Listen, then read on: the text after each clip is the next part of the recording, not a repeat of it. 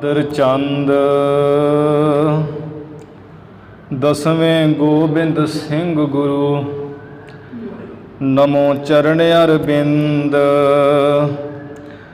ਜਿਸਮਹਿ ਅੰਮ੍ਰਿਤ ਗਿਆਨ ਹੈ ਮਾਣਿਕ ਭਗਤ ਵੈਰਾਗ। ਗੁਰੂ ਗ੍ਰੰਥ ਸਾਹਿਬ ਉਦਦ ਬੰਦੋ ਕਰਿ ਅਨਰਾਗ। ਸ੍ਰੀ ਗੁਰ ਸ਼ਬਦ ਕਮਾਏ ਜਿਨ ਜੀਤੇ ਪੰਚ ਵਿਕਾਰ। ਤਿਨ ਸੰਤਨ ਕੋ ਬੰਦਨਾ ਸਿਰ ਚਰਨਨ ਪਰ ਧਾਰ। ਏਕ ਓੰਕਾਰਾ ਸਤਿਗੁਰੂ ਤਿਹ ਪ੍ਰਸਾਦ ਸਚ ਹੋਏ। ਵਾਹਿਗੁਰੂ ਜੀ ਕੀ ਫਤਿਹ। ਵਿਘਨ ਵਿਨਾਸ਼ਨ ਸੋਏ। ਵਾਹਿਗੁਰੂ ਜੀ ਕੀ ਫਤਿਹ। ਵਿਘਨ ਵਿਨਾਸ਼ਨ ਸੋਏ। ਸਤਨਾਮ ਸ੍ਰੀ ਵਾਹਿਗੁਰੂ ਸਾਹਿਬ ਜੀ। ਦੋਹਰਾ ਚਰਨ ਸ਼ਰਨ ਗੁਰ ਪਰਨ ਮਨ। ਨਖਨ ਨਿਹਕ ਸ਼ਬ ਮੂਲ। ਹਰਨ ਮਰਨ ਭਵ ਨਿਜ ਜਨਨ। ਨਮੋ ਹੋਹਿ ਅਨਕੂਲ। ਚਰਨ ਸ਼ਰਨ ਗੁਰ ਪਰਨ ਮਨ। ਵਾਹਿਗੁਰੂ ਜੀ ਕਾ ਖਾਲਸਾ ਵਾਹਿਗੁਰੂ ਜੀ ਕੀ ਫਤਿਹ। ਸਤਿਗੁਰੂ ਗਰੀਬ ਨਿਵਾਜ ਭਗਤ ਵਛਲ ਧੰਨ ਧੰਨ ਸ੍ਰੀ ਗੁਰੂ ਨਾਨਕ ਦੇਵ ਸਾਹਿਬ ਜੀ ਮਹਾਰਾਜ। ਅੰਮ੍ਰਿਤ ਕੇ ਦਾਤੇ ਸਾਹਿਬ ਕਮਾਲ। ਧੰਨ ਧੰਨ ਸ੍ਰੀ ਗੁਰੂ ਗੋਬਿੰਦ ਸਿੰਘ ਸਾਹਿਬ ਜੀ ਮਹਾਰਾਜ। ਦਸੇ ਗੁਰੂ ਸਾਹਿਬਾਨਾਂ ਦੀ ਆਤਮਕ ਜੋਤ। ਚਵਰ ਛਤਰ ਸਿੰਘਾਸਣ ਤਖਤ ਦੇ ਮਾਲਕ। ਜੁਗੋ ਜੁਗ ਅਟਲ। ਧੰਨ ਧੰਨ ਸ੍ਰੀ ਗੁਰੂ ਗ੍ਰੰਥ ਸਾਹਿਬ ਜੀ ਮਹਾਰਾਜ। ਸਤਿਗੁਰੂ ਜੀ ਦੀ ਸਾਜੀ ਨਿਵਾਜੀ ਗੁਰੂ ਰੂਪ ਗੁਰੂ ਪਿਆਰੀ ਸਾਧ ਸੰਗਤ ਜੀਓ। ਆਪ ਗੁਰੂ ਦੀਆਂ ਸੰਗਤਾਂ ਨੇ ਧੰਨ ਧੰਨ ਸ੍ਰੀ ਗੁਰੂ ਗ੍ਰੰਥ ਸਾਹਿਬ ਮਹਾਰਾਜ ਜੀ ਦੀ ਪਾਵਨ ਪਵਿੱਤਰ ਹਜ਼ੂਰੀ ਵਿੱਚ ਹਾਜ਼ਰੀ ਭਰ ਕੇ ਗੁਰੂ ਮਹਾਰਾਜ ਜੀ ਦੀ ਖੁਸ਼ੀ ਪ੍ਰਾਪਤ ਕੀਤੀ ਹੈ। ਸੰਧਿਆ ਦੇ ਸਮੇਂ ਦੇ ਸੁੰਦਰ ਦਰਬਾਰ ਦੀਵਾਨ ਸਜ ਰਹੇ ਹਨ। ਗੁਰੂ ਦੀਆਂ ਬੇਅੰਤ ਸੰਗਤਾਂ ਨੇ ਮਹਾਰਾਜ ਜੀ ਦੇ ਚਰਨਾਂ ਵਿੱਚ ਮੱਥਾ ਟੇਕ ਕਰਕੇ ਸੰਗਤ ਕਰਕੇ ਲਾਹਾ ਪ੍ਰਾਪਤ ਕੀਤਾ ਹੈ। ਗੁਰੂ ਮਹਾਰਾਜ ਜੀ ਦੀ ਪਾਵਨ ਪਵਿੱਤਰ ਹਜ਼ੂਰੀ ਵਿੱਚ ਧੰਨ ਧੰਨ ਸ੍ਰੀ ਗੁਰੂ ਨਾਨਕ ਦੇਵ ਮਹਾਰਾਜ ਜੀ ਦੀ ਮਹਾਨ ਪਾਵਨ ਪਵਿੱਤਰ ਕਥਾ ਚੱਲ ਰਹੀ ਹੈ। ਹੁਣ ਉਸ ਦਾ ਸਮਾਂ ਹੋਇਆ ਹੈ। ਸੱਚੇ ਪਾਤਸ਼ਾਹ ਜੀ ਦੇ ਲੜੀਵਾਰ ਰੂਪ ਵਿੱਚ ਕ੍ਰਮਵਾਰ ਕਰਮ ਨੰਬਰਵਾਰ ਪ੍ਰਸੰਗ ਸਰਵਣ ਕਰਦੇ ਆ ਰਹੇ ਹਾਂ। 26 ਜਿਹੜੇ ਅਧਿਆਏ ਪੂਰਬਾਰਧ ਹਿੱਸੇ ਦੇ ਹੋ ਗਏ ਹਨ।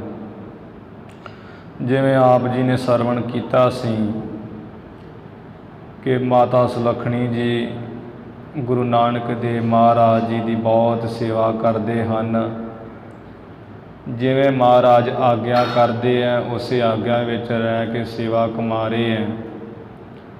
ਮਹਾਰਾਜ ਜੀ ਜਦੋਂ ਘਰ ਵਿੱਚ ਆਉਂਦੇ ਹਨ ਤਾਂ ਮਾਤਾ ਸੁਲੱਖਣੀ ਜੀ ਦਾਸੀਆਂ ਕੋਲ ਪੱਖਾ ਲੈ ਕਰਕੇ ਉਹਨਾਂ ਦੇ ਹੱਥਾਂ ਵਿੱਚੋਂ ਆਪਣੇ ਹੱਥਾਂ ਵਿੱਚ ਪੱਖਾ ਲੈ ਕੇ ਗੁਰੂ ਜੀ ਨੂੰ ਕਰਦੇ ਹਨ। ਸੋਹਣੇ ਜਲ ਨਾਲ ਮਹਾਰਾਜ ਦੇ ਚਰਨ ਧੋਂਦੇ ਹਨ। ਫਿਰ ਸੋਹਣੇ ਵਸਤਰ ਨਾਲ ਪੂੰਝਦੇ ਹੈ, ਸਾਫ਼ ਕਰਦੇ ਹੈ। ਹਰ ਪ੍ਰਕਾਰ ਨਾਲ ਗੁਰੂ ਜੀ ਦੀ ਬਹੁਤ ਸੇਵਾ ਕਰਦੇ ਹਨ ਮਾਤਾ ਜੀ। ਗੁਰੂ ਮਹਾਰਾਜ ਬੇਅੰਤ ਪ੍ਰਸੰਨ ਹਨ। ਕੁਝ ਸਮਾਂ ਸੇਵਾ ਕਰਦਿਆਂ ਬਤੀਤ ਹੋਇਆ। ਗੁਰੂ ਜੀ ਦੇ ਗ੍ਰਹਿ ਮਾਤਾ ਸੁਲੱਖਣੀ ਜੀ ਦੀ ਉਦਰ ਤੋਂ ਬਾਬਾ ਸ਼੍ਰੀ ਚੰਦ ਜੀ ਦਾ ਜਿਹੜਾ ਜਨਮ ਹੋਇਆ,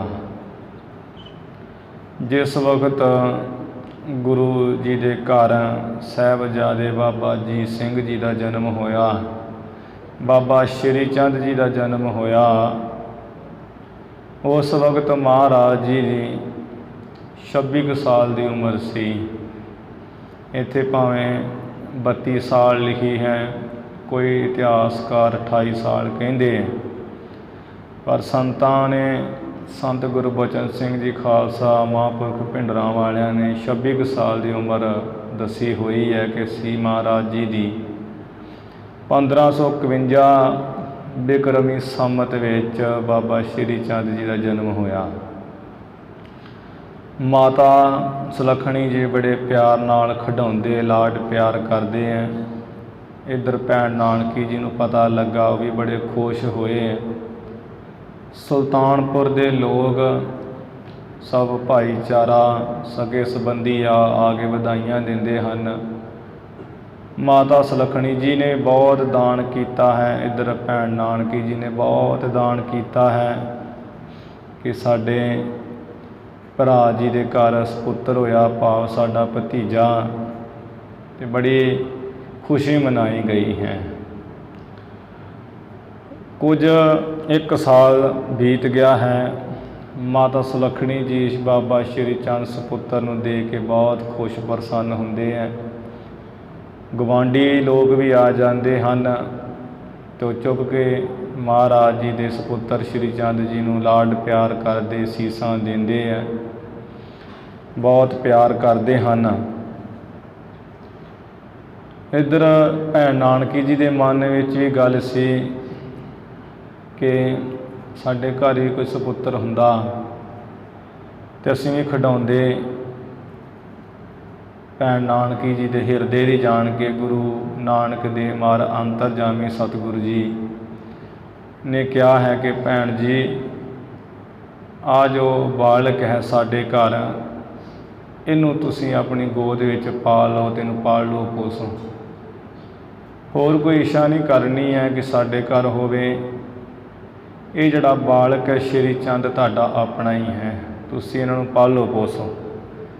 ਭੈਣ ਨਾਨਕੀ ਜੀ ਤੇ ਬਹੁਤ ਖੁਸ਼ ਹੋ ਗਏ, ਮਾਨੋ ਜਿਵੇਂ ਕਿ ਕੰਗਾਲ ਦੇ ਘਰ ਕਲਪ ਬ੍ਰਿਸ਼ ਲੱਗ ਗਿਆ ਹੋਵੇ ਜਾਂ 9 ਨਿਧੀਆਂ ਖਜ਼ਾਨੇ ਪਾ ਲਵੇ, ਇਸ ਤਰ੍ਹਾਂ ਬੇਅੰਤੀ ਖੁਸ਼ੀ ਹੋਈ ਹੈ। ਤੇ ਗੁਰੂ ਜੀ ਦੀ ਆਗਿਆ ਪਾ ਕੇ ਸ਼੍ਰੀ ਚੰਦ ਜੀ ਨੂੰ ਆਪਣੇ ਘਰ ਲੈ ਆਂਦਾ ਹੈ। ਭੈਣ ਨਾਨਕੀ ਜੀ ਬਹੁਤ ਲਾਡ ਪਿਆਰ ਕਰਦੇ ਹੈ, ਆਪਣੇ ਹੱਥਾਂ ਨਾਲ ਨਵਾਉਂਦੇ ਹੈ, ਭੋਜਨ ਛਕਾਉਂਦੇ ਹਨ ਤੇ ਬੜਾ ਖੁਸ਼ ਹਨ ਕਿ ਗੁਰੂ ਨਾਨਕ ਦੇ ਮਾਰਾ ਭਰਾ ਮੇਰੇ ਤੇ ਪ੍ਰਸੰਨ ਹਨ, ਜਿਨ੍ਹਾਂ ਨੇ ਸਾਡੇ ਹਿਰਦੇ ਦੀ ਜਾਣ ਕੇ ਸਪੁੱਤਰ ਸਾਨੂੰ ਸੌਂਪ ਦਿੱਤਾ ਹੈ। ਇਵੇਂ ਬਾਬਾ ਸ਼੍ਰੀ ਚੰਦ ਜੀ ਦਾ ਜਨਮ ਸੁਲਤਾਨਪੁਰ ਦੇ ਵਿੱਚ ਹੋਇਆ ਸੀ। ਇਹ ਪ੍ਰਸੰਗ ਆਪਾਂ ਸਰਵਣ ਕੀਤੇ ਹਨ। ਅਗਲੇ ਪਾਸੇ ਹੁਣ ਜੋ ਪ੍ਰਸੰਗ ਆ ਰਹੇ ਹਨ, ਜਿਹਦੇ ਵਿੱਚ ਗੁਰੂ ਨਾਨਕ ਦੇਵ ਮਹਾਰਾਜ ਜੀ ਨੇ ਮਹਾਨ ਹੀ ਕਲਾ ਵਰਤਾਈ। ਗੁਰੂ ਜੀ ਦੇ ਸਿੱਖ ਬਣਨੇ ਬੇਅੰਤ ਜਿਹੜੇ ਸ਼ੁਰੂ ਹੋ ਗਏ। ਉਹਨਾਂ ਸਿੱਖਾਂ ਵਿੱਚੋਂ ਮਹਾਨ ਸਿੱਖਾਂ ਦੇ ਨਾਮ ਜਿਹੜੇ ਹੈ, ਉਹਨਾਂ ਦਾ ਪ੍ਰਸੰਗ ਅੱਜ ਸ਼ੁਰੂ ਹੋ ਰਿਹਾ ਹੈ। ਗੁਰੂ ਮਹਾਰਾਜ ਜੀ ਦੇ ਚਰਨਾਂ ਵਿੱਚ ਲਵਾਓ ਹਾਜ਼ਰੀਆਂ, ਉਚਾਰਨ ਕਰੋ ਜੀ ਸਤਿਨਾਮ ਸ੍ਰੀ ਵਾਹਿਗੁਰੂ ਸਾਹਿਬ ਜੀ। ਸਤਿਨਾਮ ਸ੍ਰੀ ਵਾਹਿਗੁਰੂ ਸਾਹਿਬ ਜੀ। ਸਤਿਨਾਮ ਸ੍ਰੀ ਵਾਹਿਗੁਰੂ ਸਾਹਿਬ ਜੀ। ਦੋਹਰਾ ਚਰਨ ਸ਼ਰਨ ਗੁਰ ਪਰਨ ਮਨ। ਪ੍ਰਸੰਗ ਨੂੰ ਆਰੰਭ ਕਰਨ ਤੋਂ ਪਹਿਲਾਂ ਭਾਈ ਸੰਤੋਖ ਸਿੰਘ ਜੀ ਗੁਰੂ ਨਾਨਕ ਦੇਵ ਮਹਾਰਾਜ ਜੀ ਤਥਾ ਸਮੂਹ ਗੁਰੂ ਸਾਹਿਬਾਨਾਂ ਦੀ ਮਹਿਮਾ ਦਾ ਮੰਗਲ ਕਰ ਰਹੇ ਹਨ। ਗੁਰੂ ਜੀ ਦੇ ਚਰਨਾਂ ਦੀ ਵਡਿਆਈ ਕਰ ਰਹੇ ਹਨ। ਕਹਿੰਦੇ ਹਨ ਕਿ ਮੇਰਾ ਜੋ ਮਨ ਹੈ, ਮੇਰੇ ਮਨ ਨੂੰ ਗੁਰੂ ਜੀ ਦੇ ਚਰਨਾਂ ਦੀ ਜਿਹੜੀ ਸ਼ਰਨ ਹੈ, ਗੁਰੂ ਜੀ ਦੇ ਚਰਨਾਂ ਦੀ ਸ਼ਰਨ ਦਾ ਪਰਨ ਕਹੀਏ ਬਹੁਤ ਵੱਡਾ ਹੀ ਓਟ ਆਸਰਾ ਹੈ। ਨਖਨ ਨਿਹਕ ਸ਼ਬ ਮੂਲ। ਤੇ ਗੁਰੂ ਜੀ ਦੇ ਚਰਨਾਂ ਦੇ ਜਿਹੜੇ ਨੌ ਹਨ, ਚਰਨਾਂ ਦੀ ਉਂਗਲੀਆਂ ਉੱਪਰ ਨੌ ਲੱਗੇ ਹੈ, ਉਹਨਾਂ ਦੀ ਜਿਹੜੀ ਛਵੀ ਹੈ ਨੌਆਂ ਦੀ, ਉਹ ਬਹੁਤ ਮਹਾਨ ਹੈ। ਜਿਹੜਾ ਹੀਰਾ ਹੈ, ਹੀਰੇ ਦੀ ਛਵੀ, ਸੁੰਦਰਤਾ, ਸੋਭਾ, ਉਹਦਾ ਵੀ ਮੁੱਢ ਹਨ ਗੁਰੂ ਜੀ ਦੇ ਚਰਨਾਂ ਦੇ ਨੌ। ਭਾਵ ਜਿਹੜੀ ਹੀਰੇ ਨੂੰ ਛਵੀ ਮਿਲੀ ਹੈ, ਉਹਦਾ ਵੀ ਮੁੱਢ, ਭਾਵ ਹੀਰੇ ਦੀ ਛਵੀ ਵੀ ਨਹੀਂ ਸੁੰਦਰ ਨਹੀਂ ਹੈ ਜਿੰਨੀ ਗੁਰੂ ਜੀ ਦੇ ਚਰਨਾਂ ਦੇ ਨੌ ਜਿਹੜੇ ਸੁੰਦਰ ਹਨ। ਅਤੇ ਉਹ ਹੀਰੇ ਨੇ ਵੀ ਗੁਰੂ ਜੀ ਦੇ ਚਰਨਾਂ ਵਿੱਚੋਂ ਹੀ ਜਿਹੜੀ ਛਵੀ ਪ੍ਰਾਪਤ ਕੀਤੀ, ਨੌ ਵਿੱਚੋਂ ਹੀ। ਇਸ ਤਰ੍ਹਾਂ ਗੁਰੂ ਜੀ ਦੇ ਜਿਹੜੇ ਚਰਨਾਂ ਦੇ ਨੌ ਹਨ, ਉਹ ਹੀਰੇ ਦੀ ਜਿਹੜੀ ਛਵੀ ਹੈ, ਸੋਭਾ, ਸੁੰਦਰਤਾ, ਉਹਦਾ ਵੀ ਮੁੱਢ ਹਨ। ਭਾਵ ਗੁਰੂ ਜੀ ਦੇ ਚਰਨਾਂ ਦੇ ਨੌ ਸਮਾਨ ਕੁਝ ਨਹੀਂ ਹੈ। ਹਰਨ ਮਰਨ ਭਵ ਨਿਜ ਜਨਨ। ਜੋ ਸਤਿਗੁਰੂ ਨਾਨਕ ਦੇਵ ਮਹਾਰਾਜ ਜੀ ਦੇ ਦਾਸ ਬਣ ਜਾਂਦੇ ਆ, ਸੇਵਕ ਜਨ, ਮਹਾਰਾਜ ਆਪਣੇ ਜਨਾਂ ਦੇ, ਆਪਣੇ ਪਿਆਰਿਆਂ ਭਗਤਾਂ ਸੇਵਕਾਂ ਦੇ ਜਿਹੜਾ ਭਵ ਹੈ ਜਨਮ, ਜੰਮਣ ਮਰਨ ਦਾ ਜਿਹੜਾ ਵੱਡਾ ਦੁੱਖ ਹੈ, ਜੰਮਣ ਮਰਨ ਨੂੰ ਗੁਰੂ ਜੀ ਹਰਨ ਕਹੀਏ ਨਾਸ ਕਰ ਦਿੰਦੇ ਹਨ, ਖਤਮ ਕਰ ਦਿੰਦੇ ਹਨ ਆਪਣੇ ਸੇਵਕਾਂ ਦਾ। ਨਮੋ ਹੋਏ ਅਨਕੂਲ। ਤੇ ਐਸੇ ਸਤਿਗੁਰ ਜੀ ਦੇ ਚਰਨਾਂ ਉੱਪਰ ਮੈਂ ਭਾਈ ਸੰਤੋਖ ਸਿੰਘ ਜੀ ਦੀ ਨਮਸਕਾਰ ਹੋਵੇ। ਤੇ ਗੁਰੂ ਜੀ ਦੇ ਜਿਹੜੇ ਚਰਨ ਹੈ, ਉਹ ਸਦਾ ਮੇਰੇ 'ਤੇ ਕਿਰਪਾਲੂ ਦਿਆਲੂ ਹੋਣ। ਭਾਵ ਗੁਰੂ ਮਹਾਰਾਜ ਜੀ ਮੈਨੂੰ ਆਪਣੇ ਚਰਨਾਂ ਦੇ ਅਨੁਕੂਲ ਅਨੁਸਾਰੀ ਕਰ ਲੈਣ, ਆਪਣੇ ਚਰਨਾਂ ਨਾਲ ਜੋੜ ਲੈਣ। ਸ੍ਰੀ ਬਾਲਾ ਸੰਦੁਰਵਾਚ ਦੋਹਰਾ ਪੁਰ ਸੁਲਤਾਨ ਸਮੀਪ ਹੈ। ਭਾਈ ਬਾਲਾ ਜੀ ਕਥਾ ਸੁਣਾ ਰਹੇ ਹਨ ਗੁਰੂ ਅੰਗਦ ਦੇਵ ਮਹਾਰਾਜ ਤਥਾ ਸਮੂਹ ਸੰਗਤ ਨੂੰ। ਲਿਖਦੇ ਹਨ, ਕਹਿੰਦੇ ਕਿ ਜੋ ਸੁਲਤਾਨਪੁਰ ਨਗਰ ਹੈ, ਉਹਦੇ ਨੇੜੇ ਹੀ ਮੈਲ ਸਿੰਘਾਂ ਇੱਕ ਗ੍ਰਾਮ। ਇੱਕ ਮੈਲ ਸਿੰਘਾਂ ਜਿਹੜਾ ਨਗਰ ਹੈ, ਗ੍ਰਾਮ, ਪਿੰਡ, ਉਹ ਸੁਲਤਾਨਪੁਰ ਦੇ ਨੇੜੇ ਸੀ। ਉਤੋਂ ਉਪਾਸਕ ਕਾਲਿਕਾ। ਉਸ ਮੈਲ ਸਿੰਘਾਂ ਪਿੰਡ ਦੇ ਵਿੱਚ ਇੱਕ ਕਾਲੀ ਦੇਵੀ ਦਾ, ਅਕਾਲੀ ਮਾਤਾ ਦਾ ਉਪਾਸਕ ਸੀ, ਪੂਜਾ ਕਰਨ ਵਾਲਾ ਸੇਵਕ ਪੁਰਸ਼ ਹੈ ਸੀ। ਤਹਾਂ ਭਗੀਰਥ ਨਾਮ। ਉਸ ਜੋ ਕਾਲੀ ਦਾ ਉਪਾਸਕ ਪੂਜਾ ਕਰਨ ਵਾਲਾ ਸੀ, ਉਹਦਾ ਨਾਮ ਭਗੀਰਥ ਕਰਕੇ ਹੈ ਸੀ। ਇਵੇਂ ਸੁਲਤਾਨਪੁਰ ਦੇ ਨੇੜੇ ਨਗਰ ਜੋ ਮਲਸੀਹਾਂ ਹੈ ਅੱਜ ਕੱਲ੍ਹ, ਉਸ ਨਗਰ ਦਾ ਜਿਹੜਾ ਭਗੀਰਥ ਨਾਮ ਦਾ ਸੀ ਪੁਰਸ਼, ਉਹ ਕਾਲੀ ਦੇਵੀ ਦਾ ਉਪਾਸਕ ਸੀ, ਉਹਨੂੰ ਪੂਜਣ ਕਰਦਾ ਸੀ, ਮੰਨਦਾ ਸੀ। ਚੌਪਈ ਜਿਉ ਮਿਲ ਤਿਹ ਲੀਅ ਗੁਰਮਤਿ ਰੀਤੀ। ਭਾਈ ਬਾਲਾ ਜੀ ਕਹਿੰਦੇ ਐ ਤਥਾ ਭਾਈ ਸੰਤੋਖ ਸਿੰਘ ਜੀ ਕਹਿੰਦੇ ਹਨ ਕਿ ਜਿਸ ਤਰ੍ਹਾਂ ਉਹ ਕਾਲੀ ਦੇ ਉਪਾਸਕ ਭਾਈ ਭਗੀਰਥ ਜੀ ਨੇ ਜਿਉਂ ਮਿਲ ਕਰਕੇ ਗੁਰੂ ਨਾਨਕ ਦੇਵ ਮਹਾਰਾਜ ਜੀ ਨੂੰ ਗੁਰਮਤਿ ਨੂੰ ਧਾਰਨ ਕੀਤਾ, ਗੁਰਮਤਿ ਦੀ ਧਾਰਨਾ ਲੀਤੀ, ਤੇ ਜਿਹੜੀ ਰੀਤੀ ਮਰਿਆਦਾ ਹੈ ਉਹ ਕੀਤੀ ਸਾਰੀ। ਤਿਉ ਮੈਂ ਕਹਾਂ ਸੁਨਹੁ ਕਰ ਪ੍ਰੀਤੀ। ਤਿਵੇਂ ਮੈਂ ਉਹ ਸਾਰੀ ਕਥਾ ਕਹਾਂਗਾ, ਆ ਸਰੋਤਿਓ ਪਿਆਰਿਓ ਗੁਰੂ ਕੇ ਸਿੱਖੋ ਧਿਆਨ ਦੇ ਕੇ ਕਥਾ ਸੁਣੋ ਬੜੇ ਪ੍ਰੇਮ ਨਾਲ। ਭਾਉ ਧਰੇ ਸੇਵਤ ਨਿਤ ਕਾਲੀ। ਉਹ ਭਾਈ ਭਗੀਰਥ ਬੜਾ ਪ੍ਰੇਮ ਧਾਰ ਕੇ ਭਾਉ ਧਾਰ ਕੇ ਹਮੇਸ਼ਾ ਹੀ ਉਹ ਕਾਲੀ ਦੇਵੀ ਨੂੰ ਕਾਲਕਾ ਚੰਡਕਾ ਨੂੰ ਹਮੇਸ਼ਾ ਹੀ ਸੇਵਨ ਕਰਦਾ ਸੀ, ਪੂਜਦਾ ਸੀ, ਬੜੀ ਸੇਵਾ ਕਰਦਾ ਸੀ। ਸੋਚ ਸੰਜਮ ਕਰ ਪੂਰ ਸੁਚਾਲੀ। ਤੇ ਬੜੀ ਤਗੜੀ ਜਿਹੜੀ ਹੈ ਸੁਚ ਸੰਜਮ ਨਾਲ, ਸੁਚਮਤਾਈ ਪਵਿੱਤਰਤਾ ਦੇ ਸੰਜਮ ਨਾਲ ਪੂਜਨ ਕਰਦਾ ਸੀ, ਜਿਹਦੀ ਬੜੀ ਸ੍ਰੇਸ਼ਟ ਚਾਲੀ ਸੀ, ਰੀਤੀ ਮਰਿਆਦਾ ਸੀ ਜਿਹਦੀ ਚੰਗੀ। ਤੇ ਉਹ ਬੜੀ ਸ੍ਰੇਸ਼ਟ ਚਾਲੀ ਰੀਤੀ ਮਰਿਆਦਾ ਨਾਲ ਸੁਚਮ ਸੰਜਮ ਨਾਲ ਉਹ ਪੂਜਨ ਕਰਦਾ ਸੀ ਕਾਲੀ ਦਾ। ਇੱਕ ਤੇ ਹੈ ਨਾ ਕਿ ਲੋਕ ਕਰਦੇ ਤੇ ਹੈ ਉਹ ਸੁਚ ਸੰਜਮ, ਇੱਥੇ ਸ੍ਰੇਸ਼ਟ ਚਾਲੀ ਬਚਨ ਆਇਆ ਵੀ ਬੜੀ ਚੰਗੀ ਤਰ੍ਹਾਂ ਨਾਲ, ਬਹੁਤ ਪਵਿੱਤਰਤਾ ਨਾਲ। ਇੱਕ ਤੇ ਅਸੀਂ ਵੀ ਕਰਦੇ ਹਾਂ ਪਵਿੱਤਰਤਾ ਕਿ ਜਿਹੜਾ ਹੱਥ ਧੋ ਕੇ ਆ ਜਾਂਦੇ ਹਾਂ ਗੁਰੂ ਦਰਬਾਰ 'ਚ, ਬਾਹਰੋਂ ਹੱਥ ਧੋ ਕੇ ਫਿਰ ਥੱਲੇ ਲਾਉਂਦੇ ਚੰਗੀ ਤਰ੍ਹਾਂ ਟਿਕਾ ਕੇ, ਅਤੇ ਬਾਅਦ ਵਿੱਚ ਅਸੀਂ ਗੁਟਕਾ ਸਾਹਿਬ ਫੜ ਲੈਂਦੇ ਹਾਂ। ਕਈ ਪਾਠ ਕਰਦੇ ਮੂੰਹ 'ਤੇ ਖਾਰਸ਼ ਕਰੀ ਜਾਂਦੇ ਆ, ਨੱਕ ਚੁੰਗਲਾਂ ਮਾਰੀ ਜਾਂਦੇ ਹਨ, ਕਈ ਮੂੰਹ ਪੂੰਝੀ ਜਾਂਦੇ ਹਨ, ਅਤੇ ਕਈ ਤੇ ਆ ਪੈਰਾਂ ਨੂੰ ਉਹ ਮਰੋੜੀ ਜਾਂਦੇ ਆ, ਪੈਰਾਂ 'ਚ ਖਾਰਸ਼ ਕਰੀ ਜਾਂਦੇ ਹਨ। ਇਹ ਕੋਈ ਚੰਗੀ ਰੀਤੀ ਨਹੀਂ, ਕੋਈ ਚੰਗੀ ਸੋਚ ਸੰਜਮ ਨਹੀਂ ਹੈ। ਬਾਹਰੋਂ ਸਾਬਣ ਨਾਲ ਹੱਥ ਧੋ ਲੈਣੇ, ਇੱਥੇ ਆ ਕੇ ਫਿਰ ਉਹੀ ਹੱਥ ਉੱਥੇ ਲਾਈ ਜਾਣੇ, ਅਤੇ ਇਹ ਸੋਚ ਸੰਜਮ ਦੀ ਕੋਈ ਰੀਤੀ ਨਹੀਂ ਹੈ ਕਿ ਜਦੋਂ ਖਾਰਸ਼ ਕਰ ਲੈਣੀ ਅਤੇ ਉਹ ਅੰਗਾਂ ਨੂੰ ਛੋਹ ਕੇ ਫਿਰ ਗੁਟਕਾ ਸਾਹਿਬ ਦੇ ਅੰਗ ਥਲਣੇ। ਇਹ ਸੁਚਮਤਾਈ ਨਹੀਂ ਹੁੰਦੀ। ਕਈ ਕਹਿੰਦੇ ਜੀ ਆ ਕੱਪੜੇ ਸਾਡੇ ਸਾਫ਼ ਹੀ ਹਨ, ਧੋ ਕੇ ਤੇ ਆਏ ਹਾਂ ਕੱਪੜੇ, ਪਰ ਜਿੱਥੇ ਕੱਪੜੇ ਧੋਤੇ ਹੁੰਦੇ ਉਹ ਕੋਈ ਬਾਲਟੀ ਨਹੀਂ ਸੁੱਚੀ ਨਹੀਂ ਹੁੰਦੀ ਸਾਡੀ, ਨਾ ਉਹ ਖੁਰਾ ਹੀ ਨਾ ਸੁੱਚਾ ਹੁੰਦਾ। ਅਤੇ ਉੱਥੇ ਵੀ ਕਈ ਸਵਾਲ ਖੜਾ ਕਰਦੇ ਵੀ ਸੁੱਚਾ ਹੈ ਕਿ ਸਭ ਕੁਝ ਝੂਠਾ ਹੀ ਤਾਂ ਹੈ, ਪਰ ਸਭ ਕੁਝ ਝੂਠਾ ਤਾਂ ਹੈ, ਪਰ ਅਸੀਂ ਜਦੋਂ ਪ੍ਰਸ਼ਾਦਾ ਭੋਜਨ ਛਕਦੇ ਹਾਂ ਫਿਰ ਉਦੋਂ ਸਾਨੂੰ ਹੱਥ ਧੋਣ ਦੀ ਕੋਈ ਜ਼ਰੂਰਤ ਨਹੀਂ ਹੈ, ਕਿਉਂਕਿ ਸਭ ਕੁਝ ਤਾਂ ਸੁੱਚਾ ਹੀ ਹੈ, ਹੱਥ ਕਿਤੇ ਲੱਗੇ ਹੀ ਨਹੀਂ ਹੈ।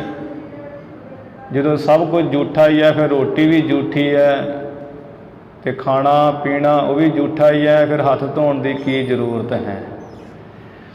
ਅਤੇ ਉਹ ਸਵਾਲ ਜਵਾਬ ਕਰੀ ਜਾਂਦੇ। ਕਈ ਕੱਪੜੇ ਹੁਣ ਅਸੀਂ ਕਿੱਥੇ ਨਹੀਂ ਰਾਹ ਰਸਤੇ ਵਿੱਚ ਬੈਠਦੇ, ਜਿੱਥੇ ਮਰਜ਼ੀ ਅਸੀਂ ਬੈਠ ਜਾਂਦੇ ਹਾਂ, ਜਿੱਥੇ ਮਰਜ਼ੀ ਅਸੀਂ ਮਿਲਣ ਲੱਗ ਪੈਂਦੇ ਹਾਂ, ਉਹੀ ਹੱਥ ਫਿਰ ਅਸੀਂ ਲਾਉਂਦੇ ਗੁਰੂ ਮਹਾਰਾਜ ਦੇ ਪੀੜਾ ਸਾਹਿਬ ਨੂੰ, ਗੁਰੂ ਗ੍ਰੰਥ ਸਾਹਿਬ ਜੀ ਨੂੰ, ਸਿੰਘਾਸਣ ਸਾਹਿਬ ਨੂੰ।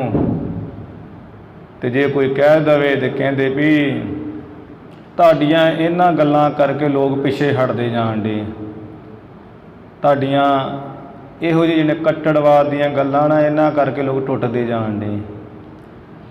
ਵੀ ਇਹਨੂੰ ਚੰਗਾ ਤਾਂ ਟੁੱਟਾ ਹੀ ਠੀਕ ਹੈ ਕਿ ਬਾਹਰੋਂ ਮਾੜੇ ਚੰਗੇ ਹੱਥ ਧੋ ਕੇ ਮੂੰਹ ਦੇ ਮਾਰ ਕੇ ਹੱਥ, ਅਤੇ ਫਿਰ ਗੁਰੂ ਦੀ ਹਜ਼ੂਰੀ ਵਿੱਚ ਆ ਕੇ ਗੁਰੂ ਦੇ ਗੁਟਕਾ ਸਾਹਿਬ ਨੂੰ ਲਾਉਣੇ, ਗੁਰੂ ਗ੍ਰੰਥ ਸਾਹਿਬ ਜੀ ਨੂੰ ਲਾਉਣੇ, ਰੁਮਾਲਿਆਂ ਨੂੰ ਲਾਉਣੇ, ਅਤੇ ਇਹਨੂੰ ਚੰਗਾ ਤੇ ਨਾ ਹੀ ਪਾਠ ਕੀਤਾ ਹੋਵੇ, ਉਹਦਾ ਕੋਈ ਲਾਭ ਨਹੀਂ ਹੈ। ਇਹ ਤਾਂ ਸਾਧ ਸੰਗਤ ਜੀ ਜਿੰਨੀ ਮਰਿਆਦਾ ਰੱਖਾਂਗੇ ਉਨਾ ਹੀ ਭਲਾ ਹੈ। ਜਦੋਂ ਆਪਾਂ ਕਹਿ ਹੀ ਰਹੇ ਹਾਂ ਵੀ ਵਾਹੋ ਵਾਹੋ ਬਾਣੀ ਨਿਰੰਕਾਰ ਹੈ, ਤਿਸ ਜੀਵ ਡਬਰ ਨਾ ਕੋਈ ਪ੍ਰਾਹੁਣਾ ਆ ਜਾਏ ਅਤੇ ਉਹਨੂੰ ਹੱਥ ਧੋ ਕੇ ਰੋਟੀਆਂ ਦਿੰਦੇ ਹਾਂ, ਪਾਣੀ ਰੱਖਦੇ ਹਾਂ, ਬੇਟਾ ਜੀ ਹੱਥ ਧੋ, ਪਾਣੀ ਫੜਾਓ। ਇੱਧਰ ਤੇ ਉਹ ਪਰਮੇਸ਼ਰ ਗੁਰੂ ਗ੍ਰੰਥ ਸਾਹਿਬ ਮਹਾਰਾਜ ਜੀ ਹੈ, ਅਤੇ ਇਹਨਾਂ ਨੂੰ ਹੱਥ ਅਸੀਂ ਜਿੱਥੋਂ ਮਰਜ਼ੀ ਲਾਈ ਜਾਂਦੇ ਹਾਂ, ਕਦੀ ਨੱਕ ਚੁੰਗਲਾਂ ਮਾਰ ਕੇ, ਕਦੀ ਨੱਕ ਸੁਣਕੀ ਜਾਂਦੇ ਹਾਂ, ਅਤੇ ਕਦੀ ਅਸੀਂ ਕੁਝ ਖਾਰਸ਼ ਕਰੀ ਜਾਂਦੇ ਹਾਂ ਪੈਰਾਂ ਵਿੱਚ ਵੀ, ਅਤੇ ਉੱਦਾਂ ਹੀ ਗੁਰੂ ਗ੍ਰੰਥ ਸਾਹਿਬ ਮਹਾਰਾਜ ਨੂੰ ਹੱਥ, ਉੱਦਾਂ ਹੀ ਜਿਹੜਾ ਹੈ ਗੁਰੂ ਘਰ ਦੇ ਰੁਮਾਲਿਆਂ ਨੂੰ ਹੱਥ, ਚੌਰ ਸਾਹਿਬ ਨੂੰ ਹੱਥ। ਕਹਿੰਦੇ ਹੱਥਾਂ 'ਚ ਕੀ ਵੜਿਆ ਹੈ? ਇਹ ਕੋਈ ਸ੍ਰੇਸ਼ਟ ਚਾਲੀ ਨਹੀਂ, ਕੋਈ ਰੀਤੀ ਨਹੀਂ, ਇਹਦਾ ਕੋਈ ਲਾਹਾ ਨਹੀਂ ਹੈ।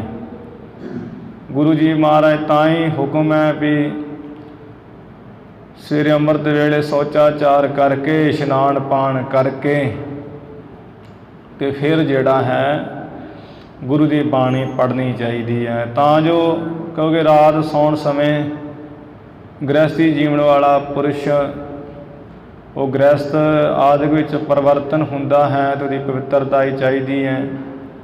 ਫਿਰ ਅੰਮ੍ਰਿਤ ਵੇਲੇ ਜਦੋਂ ਆਪਾਂ ਰਾਤ ਸੌਂਦੇ ਹਾਂ, ਕਈਆਂ ਦੇ ਮੂੰਹਾਂ 'ਚ ਲਾਲਾਂ ਡਿੱਗਦੀਆਂ ਹੈ, ਜ਼ਹਿਰ ਸਮਾਨ ਮੂੰਹ 'ਚ ਗੰਦੀ ਬਾਸ ਆਉਂਦੀ ਹੈ, ਜਿਹਦੇ ਕਰਕੇ ਗੁਰੂ ਜੀ ਨੇ ਸਭ ਕਿਰਿਆ ਬਣਾਈਆਂ ਹੈ। ਸ਼ੌਚਾਚਾਰ ਕਰਨਾ, ਜੰਗਲ ਮੈਦਾਨ ਕਰਨਾ, ਗੁਰੂ ਮਹਾਰਾਜ ਦੀ ਹਜ਼ੂਰੀ ਵਿੱਚ ਕੋਈ ਐਵੇਂ ਜਿਹੜੀ ਮੰਦੀ ਹਵਾ ਉਹ ਨਾ ਛੱਡਣੀ, ਇਹਨਾਂ ਗੱਲਾਂ ਦਾ ਸੰਕੋਚ ਹੈ। ਪਰ ਸਾਨੂੰ ਇਹਨਾਂ ਗੱਲਾਂ ਦੀ ਕੋਈ ਗੌਰ ਨਹੀਂ।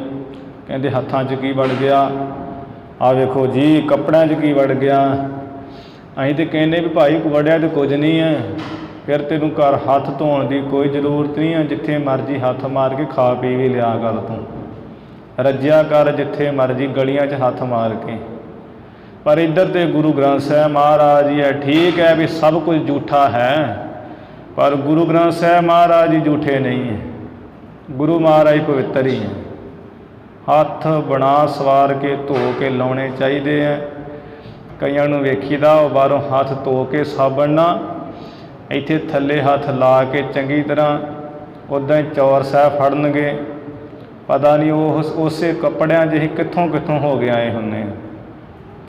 ਉਹਨਾਂ ਹੱਥਾਂ ਨਾਲ ਹੀ ਆ ਸੁੱਚ ਬੱਤੀ ਦੇ ਛੱਡੀ ਜਾਵਾਂਗੇ, ਪੱਖਿਆਂ ਦੇ ਲਾਈਟਾਂ ਦੇ, ਉਹਨਾਂ ਹੱਥਾਂ ਨੇ ਗੁਟਕਾ ਸਾਹਿਬ ਦਾ ਪਾਠ ਕਰਾਂਗੇ। ਇਹਨਾਂ ਗੱਲਾਂ ਤੋਂ ਸੰਕੋਚ ਕਰਨਾ ਚਾਹੀਦਾ ਹੈ। ਜਦੋਂ ਹੱਥ ਧੋ ਲਏ ਸਾਬਣ ਨਾਲ 3-4 ਵਾਰ, ਘੱਟੋ ਘੱਟ 5 ਵਾਰ ਹੱਥ ਧੋਣ ਦੀ ਮਰਿਆਦਾ ਹੈ, ਅਤੇ ਨਹੀਂ ਤਾਂ 3 ਵਾਰ ਤਾਂ ਧੋਵੇ।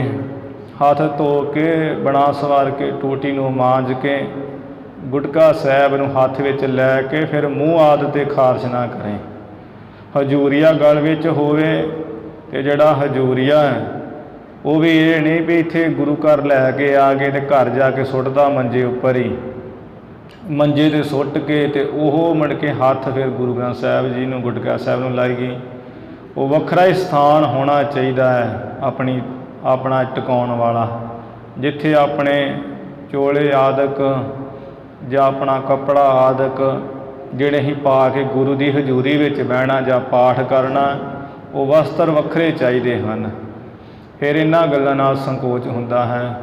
ਆਹ ਮੋਬਾਇਲ ਆਦਿ ਵਿੱਚ ਵੀ ਜੇ ਪਾਠ ਕਰਨਾ ਹੈ, ਵੱਧ ਤੋਂ ਵੱਧ ਕੋਸ਼ਿਸ਼ ਹੀ ਕਰਨੀ ਹੈ ਵੀ ਜਿਹੜਾ ਮੋਬਾਇਲ ਉਹ ਬਾਹਰ ਅੰਦਰ ਜਿਵੇਂ ਲੈਟਰਿਨਾਂ ਆਦਿ 'ਚ ਨਾ ਲੈ ਕੇ ਜਾਇਆ ਜਾਵੇ, ਕਿਉਂਕਿ ਸਮੇਂ ਦੇ ਹਿਸਾਬ ਨਾਲ ਮਹਾਰਾਜ ਨੇ ਜੋ ਕੀਤਾ ਉਹ ਠੀਕ ਹੀ ਕੀਤਾ। ਕਿ ਜਾਂ ਗੁਟਕਾ ਸਾਹਿਬ ਕਿਤੇ ਦੂਰ ਨੇੜੇ ਲੈ ਕੇ ਜਾਣਾ ਬੈਗ ਵਿੱਚ, ਉਹ ਵੀ ਬੜੀ ਤਗੜੀ ਬੇਅਦਬੀ ਹੈ। ਇੱਧਰ ਜਿਹੜਾ ਮੋਬਾਇਲ ਵਿੱਚ ਹੈ, ਕਿਉਂਕਿ ਅੱਜ ਕੱਲ੍ਹ ਉਹ ਚੱਲ ਰਿਹਾ ਹੈ ਸਾਰਾ, ਅਤੇ ਉਹ ਜਦੋਂ ਪਾਠ ਕਰਨਾ ਪੈਰਾਂ ਵਿੱਚ ਜੁੱਤੀ ਨਹੀਂ ਹੋਣੀ ਚਾਹੀਦੀ, ਸਿਰ ਢੱਕਿਆ ਹੋਵੇ, ਮੋਬਾਇਲ ਨੂੰ ਗੰਦੇ ਮੰਦੇ ਥਾਵਾਂ 'ਤੇ ਰੱਖਿਆ ਨਾ ਜਾਵੇ, ਤਾਂ ਵੀ ਸਹੀ ਹੈ। ਕਈ ਉਹ ਗੁਟਕਾ ਸਾਹਿਬ ਦਾ ਵਿੱਚ ਪ੍ਰਕਾਸ਼ ਕਰਕੇ ਅਤੇ ਮੋਬਾਇਲ ਨੂੰ ਪੁੱਠਾ ਸਿੱਧਾ ਕਰੀ ਜਾਣਗੇ, ਕਦੀ ਕਿਤੇ ਸੁੱਟ ਦੇਣਗੇ, ਉਹ ਰੱਖ ਕੇ ਆਪਣਾ ਅਤੇ ਆਪ ਤੁਰੇ ਫਿਰਨਗੇ ਅਤੇ ਗੁਟਕਾ ਸਾਹਿਬ ਵਿੱਚ ਪ੍ਰਕਾਸ਼ ਹੋਇਆ ਹੁੰਦਾ। ਇਹੋ ਜਿਹੇ ਕੰਮ ਨਹੀਂ ਕਰਨੇ ਚਾਹੀਦੇ। ਬਾਕੀ ਜੋ ਗੁਟਕਾ ਸਾਹਿਬ ਤੋਂ ਬਾਣੀ ਪੜ੍ਹਨ ਦਾ ਬੇਅੰਤ ਲਾਹਾ ਹੈ, ਉਹੀ ਹੀ ਮਹਾਨ ਹੈ। ਇਹਦੇ ਸਮੇਂ ਦੇ ਹਿਸਾਬ ਨਾਲ ਜਿਵੇਂ ਮੋਬਾਇਲਾਂ 'ਚ ਉਹ ਸੋਫਟਵੇਅਰ ਆਦਿਕ ਆ ਗਏ, ਅਤੇ ਉਹਦੇ ਮੁਤਾਬਕ ਵੀ ਸਾਨੂੰ ਇਹਨਾਂ 'ਤੇ ਕਰਨਾ ਚਾਹੀਦਾ ਹੈ ਕਿ ਸਿਰ ਢੱਕਿਆ ਹੋਵੇ, ਨੰਗੇ ਪੈਰਾਂ ਤੋਂ ਹੋਈਏ, ਜਿੱਥੇ ਮਰਜ਼ੀ ਉਹ ਗੁਟਕਾ ਸਾਹਿਬ ਦਾ ਬਾਣੀ ਦਾ ਤੁਕਾਂ ਦਾ ਪ੍ਰਕਾਸ਼ ਨਾ ਕਰਕੇ ਬੈਠ ਜਾਈਏ, ਅਤੇ ਗੰਦੇ ਮੰਦੇ ਹੱਥ ਲਾਉਣ ਤੋਂ ਸੰਕੋਚ ਕਰੀਏ। ਇਸ ਤਰ੍ਹਾਂ ਜਿਹੜੀ ਇਹ ਚੰਗੀ ਰੀਤੀ ਹੈ, ਭਾਵੇਂ ਕੋਈ ਲੋਕ ਇਹਨਾਂ ਗੱਲਾਂ ਨੂੰ ਨਹੀਂ ਸਮਝਦੇ। ਸੰਤ ਗੁਰਬਚਨ ਸਿੰਘ ਖਾਲਸਾ ਮਹਾਂਪੁਰਖ ਭਿੰਡਰਾਂ ਵਾਲੇ ਸਿਰੋਂ ਸ਼ੌਚਾਚਾਰ ਕਰਨ ਤੋਂ ਬਾਅਦ 12 ਕਿਲੋ ਭਲ ਦੇ ਨਾਲ ਆਪਣੇ ਹੱਥ ਮਾਂਜਦੇ ਸੀ, ਅਤੇ ਅਸੀਂ ਤਾਂ ਸਾਬਣ ਨਾਲ ਵੀ ਧੋ ਕੇ ਖੁਸ਼ ਨਹੀਂ ਹਾਂ, ਨਾ ਉਹਨਾਂ ਨੂੰ ਮੰਨਣ ਯੋਗ ਵਾਲੇ ਹਾਂ। ਅਸੀਂ ਉਹਨਾਂ ਨੂੰ ਮੰਨਣਾ ਹੀ ਨਹੀਂ ਚਾਹੁੰਦੇ। ਕਹਿੰਦੇ ਵੀ ਇਹ ਤਾਂ ਪਾਗਲਪੁਣਾ ਹੈ, ਟੂਟੀਆਂ ਘਸਾਉਣ ਵਾਲੀ ਗੱਲ ਹੈ। ਬਾਕੀ ਜਿਹੜਾ ਮਹਾਂਪੁਰਸ਼ਾਂ ਦਾ ਸਥਾਨ ਹੈ, ਭਿੰਡਰਾਂ ਕਲਾਂ ਵਿੱਚ ਨਾਨਕਸਰ ਦੇ ਕੋਲ, ਉੱਥੇ ਅੱਜ ਵੀ ਵੇਖੋ ਉਸੇ ਤਰ੍ਹਾਂ ਮਰਿਆਦਾ ਹੈ। ਦਮਦਮੀ ਟਕਸਾਲ ਮਹਿਤਾ ਵਿਖੇ ਵੀ ਉਸੇ ਤਰ੍ਹਾਂ ਹੀ ਮਰਿਆਦਾ ਹੈ। ਇਹੀ ਮਰਿਆਦਾ ਜਿਹੜੀ ਉਹ ਸਹੀ ਹੈ ਸਾਧ ਸੰਗਤ ਜੀ। ਜੇ ਕਮ ਸੇ ਕਮ ਜਿਵੇਂ ਘਰਾਂ ਵਿੱਚ ਅਸੀਂ ਭਲ ਨਹੀਂ ਰੱਖ ਸਕਦੇ, ਅਤੇ ਜਿਹੜਾ ਸਾਬਣ ਹੈ ਪਾਠ ਕਰਨ ਵਾਲਾ ਇੱਕ ਵੱਖਰਾ ਹੀ ਹੋਵੇ, ਅਤੇ ਉਹਨੂੰ ਬਣਾ ਸਵਾਰ ਕੇ ਉਹਦੇ ਨਾਲ ਹੱਥ ਧੋਤੇ ਜਾਣ। ਫਿਰ ਮੂੰਹ ਆਦਿਕ ਜਿਹੜਾ ਹੈ ਉਹਦੇ ਨਾਲ ਨਹਾਇਆ ਧੋਇਆ ਬਿਲਕੁਲ ਨਾ ਜਾਵੇ। ਇਵੇਂ ਉਹ ਸਾਬਣ ਦੇ ਨਾਲ ਵੀ ਘੱਟੋ ਘੱਟ 3 ਵਾਰ 4 ਵਾਰ ਹੱਥ ਧੋ ਕੇ ਗੁਟਕਾ ਸਾਹਿਬ ਨੂੰ ਹੱਥ ਲਾਏ ਜਾਣ। ਮਹਾਰਾਜ ਦਾ ਜਿੰਨਾ ਹੀ ਸਤਿਕਾਰ ਕਰਾਂਗੇ ਉਨਾ ਹੀ ਉਹਦਾ ਲਾਹਾ ਹੈ ਕੀਤੇ ਹੋਏ ਪਾਠ ਦਾ। ਪੈਰਾਂ ਵਿੱਚ ਖੁਰਕਿਆ ਅਤੇ ਕੀਤਾ ਹੋਇਆ ਪਾਠ ਕੁਝ ਫਲ ਦੇਣ ਵਾਲਾ ਨਹੀਂ, ਭਾਵੇਂ ਅਸੀਂ ਕਰਦੇ ਹੀ ਹਾਂ। ਮੂੰਹ 'ਤੇ ਖਾਰਸ਼ ਕਰਕੇ ਗੁਟਕਾ ਸਾਹਿਬ ਨੂੰ ਹੱਥ ਲਾਉਣ ਨਾਲ ਕੋਈ ਲਾਹਾ ਨਹੀਂ ਹੈ। ਇਹਨਾਂ ਗੱਲਾਂ ਤੋਂ ਸਾਧ ਸੰਗਤ ਜੀ ਸੰਕੋਚ ਕਰਨਾ ਚਾਹੀਦਾ। ਇੱਥੇ ਬਚਨ ਆਇਆ ਹੈ ਕਿ ਸੁਚ ਸੰਜਮ ਕੋ ਕਰ ਭੂਰ ਸੁਚਾਲੇ। ਇਹ ਜਿਹੜਾ ਭਗੀਰਥ ਹੈ ਭਾਈ ਮਲਸੀਹਾਂ ਨਗਰ ਦਾ, ਇਹ ਬੜੀ ਸੁਚ ਸੰਜਮ ਤਗੜੀ ਰੱਖਦਾ ਹੈ। ਸ੍ਰੇਸ਼ਟ ਮਰਿਆਦਾ ਨਾਲ, ਪਵਿੱਤਰਤਾ ਨਾਲ ਹੀ ਇਹ ਜਿਹੜਾ ਹੈ ਸੁਚਤਾਈ ਅਤੇ ਸੰਜਮ ਆਦਿਕ ਰੱਖਦਾ ਹੈ। ਮਹਾਨ ਪਵਿੱਤਰਤਾ ਰਟਹਿ ਨਾਮ ਪੋ ਭਵਾ ਭਵਾਨੀ। ਇਸ ਤਰ੍ਹਾਂ ਚੰਗੀ ਤਰ੍ਹਾਂ ਸੁਚ ਸੰਜਮ ਪਵਿੱਤਰਤਾ ਕਰਕੇ ਫਿਰ ਉਹ ਕਾਲੀ ਦੇ ਦੇਵੀ ਦੇ ਨਾਮ ਉਚਾਰਨ ਲੱਗ ਪੈਂਦਾ ਹੈ ਕਿ ਹੇ ਭਵਾ, ਹੇ ਭਵਾਨੀ। ਭਵਾ ਨਾਮ ਹੈ ਸ਼ਿਵਾ ਦਾ, ਸ਼ਿਵ ਜੀ ਦਾ ਨਾਮ ਹੈ ਸ਼ਿਵ, ਅਤੇ ਉਹਦੀ ਘਰਵਾਲੀ ਪਾਰਵਤੀ ਦਾ ਨਾਮ ਹੈ ਸ਼ਿਵਾ। ਇਸੇ ਤਰ੍ਹਾਂ ਭਵ ਨਾਮ ਸੰਸਾਰ ਦਾ ਹੈ, ਭਵ ਨਾਮ ਕਲਿਆਣ ਦਾ ਹੈ, ਅਤੇ ਭਵਾ ਇਹ ਵੀ ਇੱਕ ਦੇਵੀ ਦਾ ਨਾਮ ਹੈ। ਇਵੇਂ ਨਾਮ ਉਚਾਰਨ ਲੱਗ ਪੈਂਦਾ ਹੈ ਕਿ ਹੇ ਭਵਾ, ਸੰਸਾਰ ਨੂੰ ਲਿਆਉਣ ਵਾਲੀ ਭਵਾਨੀ ਤੇ ਸ਼ਿਵਾ ਰੂਪ। ਜਗਦੰਬਾ ਤ੍ਰੈ ਗੁਣ ਕੀ ਖਾਨੀ। ਇਹ ਜਗਤ ਅੰਬਾ, ਅੰਬਾ ਭਾਵ ਕੋਈ ਦੰਬਾ ਕੋਈ ਅੰਬਾ ਕਹਿ ਦਿੰਦਾ, ਜਗਤ ਦੀ ਮਾਤਾ। ਤੇ ਤ੍ਰੈ ਗੁਣਾਂ ਦੀ ਖਾਣ, ਤਿੰਨਾਂ ਗੁਣਾਂ ਦੀ ਤੇ ਤੂੰ ਖਜ਼ਾਨਾ ਹੀ ਹੈ। ਆ ਗੁਜਰਾਤ ਵਿੱਚ ਉਹ ਮਾਤਾ ਨੂੰ ਮੰਨਦੇ ਆ ਗੁਜਰਾਤੀ ਲੋਕ, ਅਤੇ ਉਹਨਾਂ ਗੱਡੀਆਂ ਕਾਰਾਂ 'ਤੇ ਵੀ ਲਿਖਿਆ ਹੁੰਦਾ ਜੈ ਅੰਬੇ ਮਾਂ। ਉਹ ਕਈ ਉਹ ਮਾਤਾ ਦਾ ਨਾਂ ਅੰਬੇ ਵੀ ਲੈਂਦੇ ਹਨ। ਇਸੇ ਤਰ੍ਹਾਂ ਜੇ ਕਾਲੀ ਦੇ ਜੋ ਨਾਮ ਹੈ, ਤਰ੍ਹਾਂ ਤਰ੍ਹਾਂ ਦੇ ਨਾਮ ਲੈ ਕੇ ਭਾਈ ਭਗੀਰਥ ਉਚਾਰਨ ਕਰਦਾ, ਹੇ ਜਗਤ ਮਾਤਾ ਤ੍ਰੈ ਗੁਣਾਂ ਦੀ ਖਾਣ। ਅਸ਼ਟ ਭੁਜੀ ਅਸ਼ਟਾਯੁਧ ਚਮਕ ਹੈ। 8 ਬਾਹਾਂ ਵਾਲੀ, ਅਤੇ 8 ਬਾਹਾਂ ਵਿੱਚ 8 ਸ਼ਸਤਰਾਂ ਨੂੰ ਧਾਰਨ ਕਰਨ ਵਾਲੀ, ਕਿ ਜਿਹੜਾ ਗਦਾ ਆਦਿਕ ਜਿਹਨੂੰ ਗੁਰਜ ਕਹਿੰਦੇ ਹਾਂ, ਤਰਸ਼ੂਲ ਸ੍ਰੀ ਸਾਹਿਬ, ਅਤੇ ਇਸੇ ਤਰ੍ਹਾਂ ਹੀ ਜਿਹੜਾ ਹੈ ਚੱਕਰ, ਫੁੱਲ, 8 ਸ਼ਸਤਰਾਂ ਨੂੰ ਧਾਰਨ ਵਾਲੀ ਜੋ ਬੜੇ ਚਮਕਦੇ ਹਨ ਤੇਰੇ ਹੱਥ ਵਿੱਚ। ਦਾਤਨ ਪਾਤ ਵਿਸਾਲਾ ਦਮਕ ਹੈ। 8 ਬਾਹਾਂ ਵਾਲੀ, 8 ਸ਼ਸਤਰਾਂ ਨੂੰ ਧਾਰਨ ਕਰਨ ਵਾਲੀ, ਜਿਹੜੇ ਤੇਰੇ ਦੰਦਾਂ ਦੀਆਂ ਪੰਗਤੀਆਂ ਹਨ ਉਹ ਬੜੀਆਂ ਚਮਕ ਦਮਕਦੀਆਂ ਹਨ। ਲਾਲ ਬਿਲੋਚਨ ਮੁੰਡਨ ਮਾਲੀ। ਇਹ ਲਾਲ ਨੇਤਰਾਂ ਵਾਲੀ, ਇਹ ਖੋਪੜੀਆਂ ਦੀ ਮਾਲਾ ਪਾਉਣ ਵਾਲੀ ਗਲ ਵਿੱਚ। ਛੋਡਤ ਤੁੰਡ ਹੈ ਜਵਾਲ ਕਰਾਲੀ। ਇਹ ਕਾਲੀ ਤੂੰ ਆਪਣੇ ਮੁਖ ਤੋਂ ਬੜੀ ਭਿਆਨਕ ਜਿਹੜੀ ਅੱਗ ਦੀਆਂ ਲਾਟਾਂ ਹੈ ਉਹਨਾਂ ਨੂੰ ਛੱਡਦੀ ਹੈ। ਸਿੰਘ ਬਹਾਨੀ ਸੰਤਨ ਪਾਲੀ। ਸ਼ੇਰ ਦੀ ਸਵਾਰੀ ਕਰਨ ਵਾਲੀ, ਤੇ ਜਿਹੜੇ ਤੈਨੂੰ ਮੰਨਣ ਵਾਲੇ ਕੋਈ ਸੰਤ ਹਨ ਉਹਨਾਂ ਸੰਤਾਂ ਦੀ ਪਾਲਣਾ ਕਰਨ ਵਾਲੀ, ਪੋਸਣ ਵਾਲੀ। ਦੈਂਤ ਸੰਘਾਤ ਸੰਘਾਰਨ ਕਾਲੀ। ਹੇ ਦੈਂਤਾਂ ਨੂੰ ਸੰਘਾਰਨ ਵਾਲੀ, ਇਹ ਕਾਲੀ ਦੇਵੀ। ਮਦ ਕੈਟਬ ਮਹਿ ਖਾਸੁਰ ਮਰਦਨ। ਦੈਂਤ ਸੰਘਾਤ ਸਮੂਹ ਦੈਂਤਾਂ ਨੂੰ ਸੰਘਾਰਨ ਵਾਲੀ ਹੈ ਕਾਲੀ। ਮਦ ਕੈਟਬ ਜਿਹੜਾ ਦੈਂਤ ਹੈ ਉਹਨੂੰ ਦਲ ਮਲ ਦੇਣ ਵਾਲੀ, ਝੋਟੇ ਦੇ ਮੂੰਹ ਵਾਲਾ ਜਿਹੜਾ ਦੈਂਤ ਮੈਂ ਖਾਸੁਰ ਹੈ ਉਹਨੂੰ ਦਲਣ ਮਲਣ ਵਾਲੀ। ਤੂੰ ਮਰਾਸ਼ ਚੰਡ ਮੁੰਡ ਚਕਰਦਨਾ ਚਕਰਦਨ ਧੂਏ ਵਰਗੀਆਂ ਅੱਖਾਂ ਵਾਲਾ ਜਿਹੜਾ ਦੈਂਤ ਹੈ ਉਸ ਨੂੰ ਚਕਰਦਨ ਕਹੀਏ, ਚਕਣਾ ਚੂਰ ਕਰ ਦੇਣ ਵਾਲੀ। ਚਕਰਦਨ ਕਹੀਏ ਕੱਟ ਵੱਢ ਦੇਣ ਵਾਲੀ। ਚਕਰਦਨ ਚੱਕਰਾਂ ਵਿੱਚ ਪਾ ਦੇਣ ਵਾਲੀ। ਤੇ ਚਕਰਦਨ ਕਹੀਏ ਕਿ ਜਿਹੜਾ ਚਕਣਾ ਚੂਰ ਕਰ ਦੇਣ ਵਾਲੀ ਹੈ। ਚੰਡ ਤੇ ਮੁੰਡ ਜਿਹੜੇ ਦੋ ਦੈਂਤ ਹਨ ਇਹਨਾਂ ਨੂੰ ਚਕਰਦਨ ਕਹੀਏ, ਚੀਰ ਦੇਣ ਵਾਲੀ, ਪਾੜ ਦੇਣ ਵਾਲੀ ਕਾਲੀ। ਰਕਤ ਬੀਜ ਕੋ ਪਾਨੀ ਰਕਤਾ ਆ ਜੋ ਰਕਤ ਬੀਜ ਦੈਂਤ ਹੈ ਉਹਦਾ ਤੂੰ ਲਹੂ ਪੀਣ ਵਾਲੀ ਹੈ। ਸੋਂਬ ਨਿਸੋਂਬ ਹਨਨ ਵੱਡ ਸ਼ਕਤਾ ਆ ਸੁੰਭ ਤੇ ਨਸੁੰਭ ਜਿਹੜੇ ਬੜੇ ਵੱਡੀ ਸ਼ਕਤੀ ਵਾਲੇ ਸਨ ਦੈਂਤ, ਇਹਨਾਂ ਦੋਵਾਂ ਦੈਂਤਾਂ ਨੂੰ ਤੂੰ ਨਾਸ ਕਰਨ ਵਾਲੀ ਵੱਡੀ ਸ਼ਕਤੀ ਹੈ। ਭੈ ਦਾਨ ਦਾਨੀ ਤ੍ਰੈ ਲੋਕਾ ਆ ਤਿੰਨੇ ਲੋਕ, ਸਵਰਗ ਲੋਕ, ਮਾਤ ਲੋਕ, ਪਤਾਲ ਲੋਕ, ਇਹਨਾਂ ਤਿੰਨਾਂ ਲੋਕਾਂ ਨੂੰ ਤੂੰ ਨਿਰਭੈਤਾ ਦਾ ਦਾਨ ਦੇਣ ਵਾਲੀ ਹੈ। ਸਰਬ ਪੂਜਯ ਨਿਤ ਸਰਬ ਅਸ਼ੋਕਾ ਸਾਰਿਆਂ ਦੇ ਪੂਜਨੀਕ ਜੋਗ ਹੈ ਹਮੇਸ਼ਾ ਹੀ, ਤੇ ਸਾਰਿਆਂ ਨੂੰ ਸੋਗ ਤੋਂ ਰਹਿਤ ਕਰਨ ਵਾਲੀ। ਜਗਤ ਕਾਰਨੀ ਆਦ ਕੁਮਾਰੀ ਜਗਤ ਦਾ ਤੂੰ ਕਾਰਨ ਹੈ, ਜਗਤ ਨੂੰ ਲਿਆਉਣ ਵਾਲੀ ਹੈ, ਤੇ ਮੁੱਢ ਤੋਂ ਤੂੰ ਕੁਵਾਰੀ ਹੈ, ਵਿਆਹ ਤੋਂ ਬਿਨਾਂ ਹੀ ਹੈ। ਉਮਾ ਰਮਾ ਬਾਨੀ ਤਨ ਧਾਰੀ ਉਮਾ ਜੋ ਪਾਰਵਤੀ ਹੈ ਉਹਨੇ ਵੀ ਤੇਰਾ ਹੀ ਸਰੀਰ ਧਾਰਨ ਕੀਤਾ ਹੈ।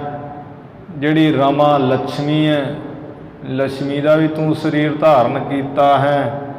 ਬਾਨੀ ਜਿਹੜੀ ਸਰਸਵਤੀ ਬ੍ਰਹਮਾ ਦੇ ਘਰ ਵਾਲੀ ਉਹ ਵੀ ਤੂੰ ਹੀ ਤਨ ਧਾਰਿਆ ਹੋਇਆ ਸਰੀਰ ਧਾਰਨ ਕੀਤਾ ਹੈ। ਭਾਵ ਬ੍ਰਹਮਾ ਦੇ ਘਰ ਵਾਲੀ ਜਿਹੜੀ ਸਰਸਵਤੀ ਹੈ ਸਾਰਦਾ ਉਹ ਵੀ ਤੂੰ ਹੀ ਹੈ, ਤੇ ਜਿਹੜੀ ਵਿਸ਼ਨੂੰ ਭਗਵਾਨ ਦੇ ਘਰ ਵਾਲੀ ਲక్ష్ਮੀ ਹੈ ਉਹ ਵੀ ਤੂੰ ਹੀ ਸਰੀਰ ਧਾਰਨ ਕੀਤਾ ਹੈ। ਉਮਾ ਜਿਹੜੀ ਸ਼ਿਵ ਜੀ ਦੇ ਘਰ ਵਾਲੀ ਪਾਰਵਤੀ ਹੈ ਉਹ ਵੀ ਤੇਰਾ ਹੀ ਸਰੀਰ ਹੈ। ਤੂੰ ਹੀ ਆ ਤਿੰਨਾਂ ਦੇ ਘਰਾਂ ਵਿੱਚ ਪਤਨੀਆਂ ਹੋ ਕੇ ਵਰਤ ਰਹੀਆਂ ਸਰੀਰ ਧਾਰ ਕੇ। ਜੈ ਦੇਵੀ ਜੈ ਚੰਡ ਕਪਾਲੀ ਹੇ ਦੇਵੀ ਤੇਰੀ ਜੈ ਹੋਵੇ, ਹੇ ਚੰਡੀ ਤੇਰੀ ਜੈ ਹੋਵੇ। ਕਪਾਲੀ ਮਹਾਕਾਲ ਦਾ ਨਾਮ ਕਪਾਲ ਹੈ, ਤੇ ਉਹਦੇ ਘਰ ਵਾਲੀ ਜੋ ਕਪਾਲੀ ਹੈ, ਕਪਾਲੀ ਤੇਰੀ ਜੈ ਹੋਵੇ। ਜਾਂ ਕਪਾਲ ਕਹੀਦਾ ਖੋਪੜੀਆਂ ਨੂੰ, ਖੋਪੜੀਆਂ ਨੂੰ ਧਾਰਨ ਕਰਨ ਵਾਲੀ ਦੇਵੀ ਤੇਰੀ ਜੈ ਹੋਵੇ। ਜੈ ਜੈ ਅੰਬੇ ਬਾਹੋ ਵਿਸਾਲੀ ਅੰਬੇ ਕਹੀਏ ਮਾਤਾ, ਹੇ ਮਾਤਾ ਤੇਰੀ ਜੈ ਹੋਵੇ, ਤੇਰੀ ਫਤਿਹ ਹੋਵੇ। ਬਾਹੋ ਵਿਸਾਲੀ ਲੰਮੀਆਂ ਲੰਮੀਆਂ ਬਾਹਾਂ ਵਾਲੀ ਜਾਂ ਬਹੁਤੀਆਂ ਬਾਹਾਂ ਵਾਲੀ। ਜੈ ਦੁਰਗੇ ਦੁਰ ਧਰਖਣ ਗੌਰੀ ਇਹ ਦੁਰਗਾ ਤੇਰੀ ਜੈ ਹੋਵੇ। ਦੁਰ ਧਰਖਣ ਜਿਹੜੇ ਖੋਟੇ ਪੁਰਸ਼ਾਂ ਨੂੰ ਤੂੰ ਦਬਾਉਣ ਵਾਲੀ ਹੈ, ਨੱਪਣ ਵਾਲੀ ਹੈ। ਗੌਰੀ ਗੌਰੇ ਰੰਗ ਵਾਲੀ, ਗੌਰਸ਼ਾਲੀ ਤੁਝ ਸੇਵਹਿ ਬਿਦ ਸ਼ੰਕਰ ਸ਼ੌਰੀ ਇਹ ਕਾਲੀ ਦੇਵੀ ਆ ਤੈਨੂੰ ਬਿਦ ਜਿਹੜਾ ਬ੍ਰਹਮਾ ਹੈ ਉਹ ਵੀ ਤੈਨੂੰ ਸੇਵਦਾ ਹੈ। ਸ਼ੰਕਰ ਜਿਹੜਾ ਸ਼ਿਵ ਜੀ ਉਹ ਵੀ ਤੈਨੂੰ ਸੇਵਦਾ ਹੈ। ਸ਼ੌਰੀ ਜਿਹੜਾ ਵਿਸ਼ਨੂੰ ਹੈ ਉਹ ਵੀ ਤੈਨੂੰ ਸੇਵਦਾ ਮੰਨਦਾ ਹੈ।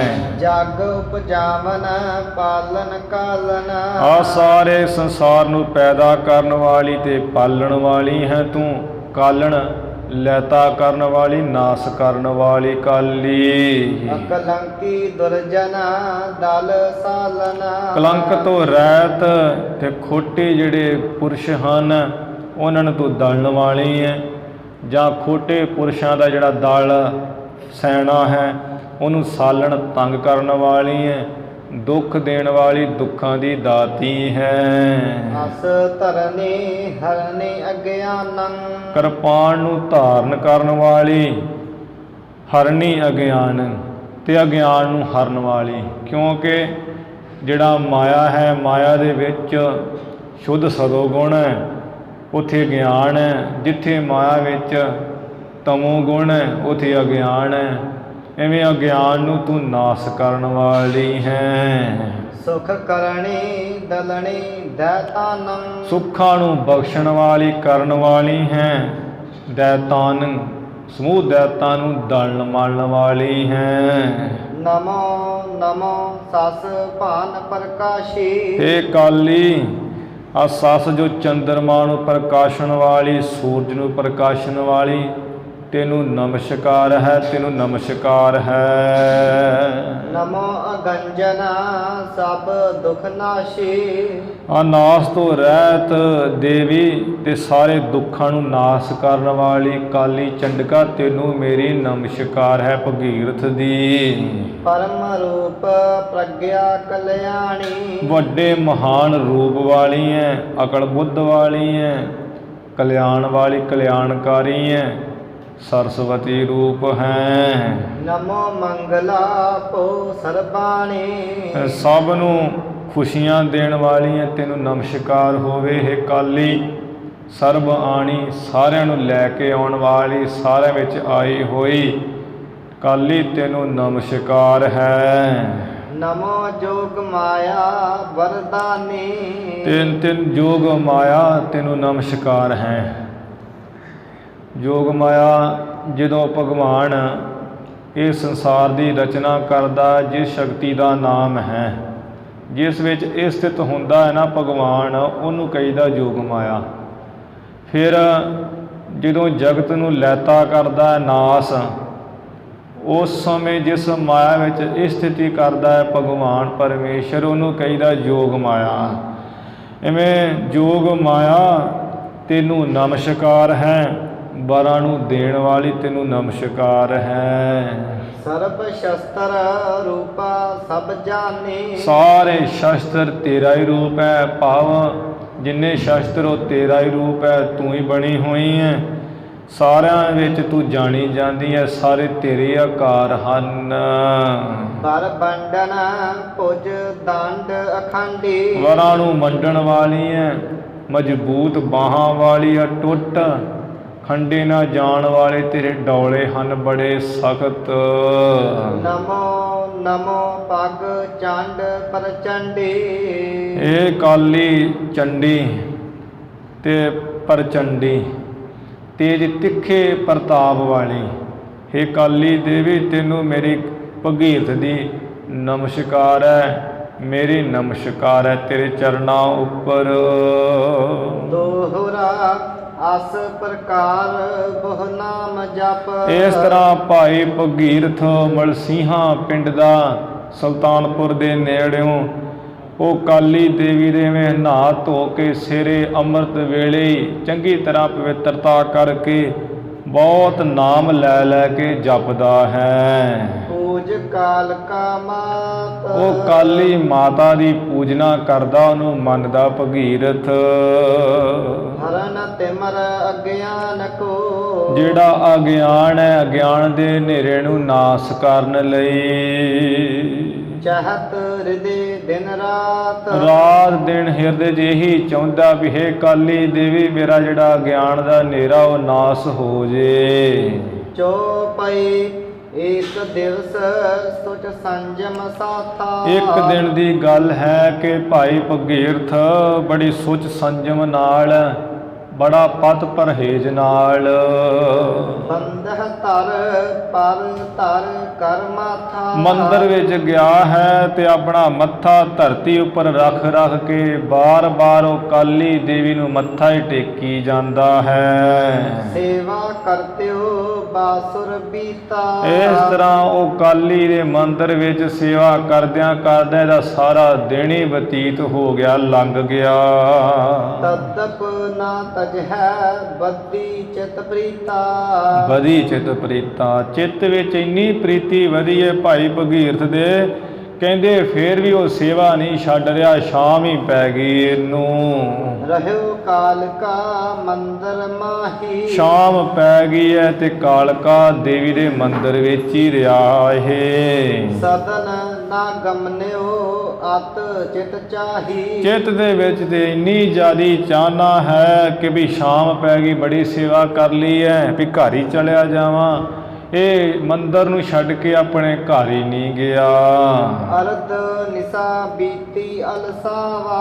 ਅੱਧੀ ਰਾਤ ਬੀਤ ਗਈ ਮੰਦਰ ਵਿੱਚ ਤੇ ਇਹ ਥੋੜਾ ਅਲਸਾਇਆ, ਇਹਨੂੰ ਨੀਂਦ ਜੀ ਦੇ ਝੋਕੇ ਜੇ ਆਏ ਹੈ। ਤਬ ਹੈ ਚੰਡਕਾ ਸੁਪਨ ਦਿਖਾਵਾ। ਤਦੋਂ ਉਹ ਚੰਡਕਾ ਦੇਵੀ ਜਿਹੜੀ ਕਾਲੀ ਹੈ ਉਹਨੂੰ ਸੁਪਨੇ ਦੇ ਵਿੱਚ ਇਹ ਭਗੀਰਥ ਨੂੰ ਦਿਖਾਇਆ ਹੈ। ਭੋ ਸਮਤੇ ਜੋ ਮਨੋਰਥ ਤੋਰਾ। ਉਹ ਸੁਪਨੇ ਵਿੱਚ ਕੀ ਕਿਹਾ ਉਹ ਕਾਲੀ ਦੇਵੀ ਨੇ, ਹੈ ਮੇਰੇ ਸੇਵਕ ਭਗੀਰਥ ਸ੍ਰੇਸ਼ਟ ਮਤ ਵਾਲੇ, ਅੱਜ ਜੋ ਵੀ ਤੇਰੇ ਮਨ ਦਾ ਫੁਰਨਾ ਖਿਆਲ ਹੈ, ਹੋਏ ਸਪੂਰਨਾ ਇਹ ਬਰ ਮੋਰਾ। ਜੋ ਵੀ ਤੇਰੇ ਮਨ ਦਾ ਖਿਆਲ ਫੁਰਨਾ ਹੈ ਉਹ ਮੇਰਾ ਬਾਰ ਹੈ ਵੀ ਤੇਰਾ ਸੰਪੂਰਨ ਹੋ ਜਾਵੇਗਾ। ਜਿਹੜਾ ਤੇਰਾ ਅਗਿਆਨ ਦਾ ਹਨੇਰਾ ਉਹ ਨਾਸ ਹੋ ਜਾਵੇਗਾ, ਗਿਆਨ ਦਾ ਸੂਰਜ ਚੜ ਜਾਵੇਗਾ, ਇਹ ਮੇਰਾ ਵਾਰ ਹੈ। ਨਿਜ ਸਰੂਪ ਕੋ ਲਖ ਹੈ ਗਿਆਨਾ। ਜਿਹੜਾ ਤੇਰਾ ਆਤਮ ਆਪਣਾ ਸਰੂਪ ਨਾ, ਆਪਣਾ ਆਪੇ ਦਾ ਸਰੂਪ, ਉਹ ਗਿਆਨ ਦੇ ਨਾਲ ਤੂੰ ਜਾਣ ਲਵੇਂਗਾ, ਤੈਨੂੰ ਗਿਆਨ ਹੋ ਜਾਵੇਗਾ। ਪ੍ਰਾਪਤ ਹੋਵੇ ਅਪਵਰਗ ਮਹਾਨਾ। ਤੇ ਜਿਹੜੇ ਮਹਾਨੀ ਗਿਆਨ ਤੈਨੂੰ ਪ੍ਰਾਪਤ ਹੋ ਜਾਵੇਗਾ ਤੇ ਗਿਆਨ ਦੇ ਨਾਲ ਜਿਹੜੀ ਮੁਕਤੀ ਹੈ ਮਹਾਨ, ਉਹ ਤੂੰ ਪ੍ਰਾਪਤ ਕਰ ਲਵੇਂਗਾ ਅੰਤ ਨੂੰ। ਪ੍ਰਲਬਧ ਹੈ ਤਨ ਕੀ ਜੋ ਲੋ। ਇਸ ਕਰਕੇ ਮੈਂ ਤੈਨੂੰ ਭਗੀਰਥੇ ਕਹਿੰਦੀ ਮੇਰੇ ਸੇਵਕ, ਆ ਜਦੋਂ ਤੱਕ ਤੇਰੇ ਸਰੀਰ ਦੀ ਪ੍ਰਾਲਬਧ ਹੈ, ਭਾਵ ਤੇਰੀ ਜਿੰਨਾ ਚਿਰ ਤੇਰੇ ਸਵਾਸ ਤੇਰੀ ਉਮਰ ਹੈ ਹੁਣ, ਸੇਵੋ ਸ੍ਰੀ ਨਾਨਕ ਪਗ ਤੋਲੋ। ਤੇ ਉਦੋਂ ਤੱਕ ਜਿਹੜੇ ਹੈ ਨਾ ਗੁਰੂ ਨਾਨਕ ਦੇਵ ਜੀ ਮਹਾਰਾਜ, ਤੂੰ ਉਹਨਾਂ ਦੇ ਜਾ ਕੇ ਜਿਹੜੇ ਚਰਨ ਹੈ ਉਹਨਾਂ ਦੀ ਸੇਵਾ ਕਰ ਜਦੋਂ ਤੱਕ ਤੇਰੇ ਸਵਾਸ ਹਨ। ਪੁਰ ਸੁਲਤਾਨ ਹੈ ਕੀਨ ਦੁਕਾਨਾ। ਤੇ ਉਹ ਰਹਿੰਦੇ ਕਿੱਥੇ ਐ? ਸੁਲਤਾਨਪੁਰ ਦੇ ਵਿੱਚ ਇੱਕ ਹੱਟ ਮੋਦੀ ਖਾਨੇ ਦੀ ਚਲਾ ਰਹੇ ਐ, ਦੁਕਾਨ ਕੀਤੀ ਹੋਈ ਐ ਉਹਨਾਂ ਨੇ। ਦੁਰਿਓ ਰਹਤ ਹੈ ਜਾਏ ਨਾ ਜਾਣਾ। ਉਹ ਇਸ ਵਕਤ ਗੁਪਤੀ ਰਹਿ ਰਹੇ, ਛੁਪ ਕੇ ਹੀ ਰਹਿ ਰਹੇ ਐ, ਹਾਰੀ ਸਾਰੀ ਮਨੁੱਖ ਕੋ ਜਾਣੇ ਨਹੀਂ ਜਾ ਰਹੇ ਵੀ ਉਹ ਕੌਣ ਹਨ।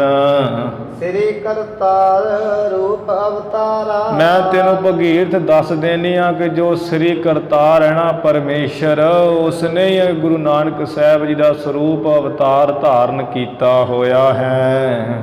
ਕਾਲ ਨਰ ਤਾਰਨ ਕੋ ਤਨ ਧਾਰਾ। ਕਾਲ ਯੁੱਗ ਦੇ ਜਿਹੜੇ ਮਨੁੱਖ ਹੈ ਉਹਨਾਂ ਨੂੰ ਤਾਰਨ ਵਾਸਤੇ ਉਸ ਪਰਮੇਸ਼ਰ ਕਰਤਾਰ ਨੇ ਸਰੀਰ ਧਾਰਨ ਕੀਤਾ ਹੋਇਆ ਹੈ। ਇੱਥੇ ਵੇਖ ਲਓ ਕਿ ਜੋ ਭਾਈ ਭਗੀਰਥ ਉਹ ਕਾਲੀ ਦੇਵੀ ਦਾ ਪੂਜਕ ਸੀ, ਉਪਾਸਕ ਸੀ, ਤਾਂ ਉਹਨੂੰ ਸੁਪਨੇ ਦੇ ਵਿੱਚ ਉਹਨੇ ਦਿਖਾਇਆ ਹੈ ਕਿ ਭਗੀਰਥ ਜੇ ਤੂੰ ਕਲਿਆਣ ਚਾਹੁੰਦਾ ਹੈ ਤੇ ਗਿਆਨ ਚਾਹੁੰਦਾ ਹੈ, ਮੁਕਤੀ ਚਾਹੁੰਦਾ ਹੈ, ਤੇ ਇਸ ਵਕਤ ਸੁਲਤਾਨਪੁਰ ਦੇ ਵਿੱਚ ਉਹ ਪਰਮੇਸ਼ਰ ਨੇ ਅਵਤਾਰ ਧਾਰਨ ਕੀਤਾ ਜਿਨ੍ਹਾਂ ਦਾ ਨਾਮ ਗੁਰੂ ਨਾਨਕ ਸਾਹਿਬ ਹੈ। ਤੂੰ ਉਹਨਾਂ ਪਾਸ ਚਲਿਆ ਜਾ, ਜਿੰਨੀ ਤੇਰੀ ਉਮਰ ਰਹਿ ਗਈ ਹੈ ਤੂੰ ਹੁਣ ਉੱਥੇ ਜਾ ਕੇ ਸੇਵਾ ਕਰ, ਤੇਰੀ ਮੁਕਤੀ ਹੋ ਜਾਊਗੀ। ਕਿਉਂਕਿ ਇਹਦਾ ਨਾਮ ਭਵਾਨੀ ਸੀ ਤੇ ਗੁਰਬਾਣੀ 'ਚ ਵੀ ਪ੍ਰਮਾਣ ਹੈ ਕਿ ਤੁਮ ਕਹੀਅਤ ਹੋ ਆਦ ਭਵਾਨੀ, ਤੁਮ ਕਹੀਅਤ ਹੈ ਆਦ ਭਵਾਨੀ, ਮੁਕਤ ਕੀ ਬਰੀਆ ਕਹਾ ਛਪਾਨੀ।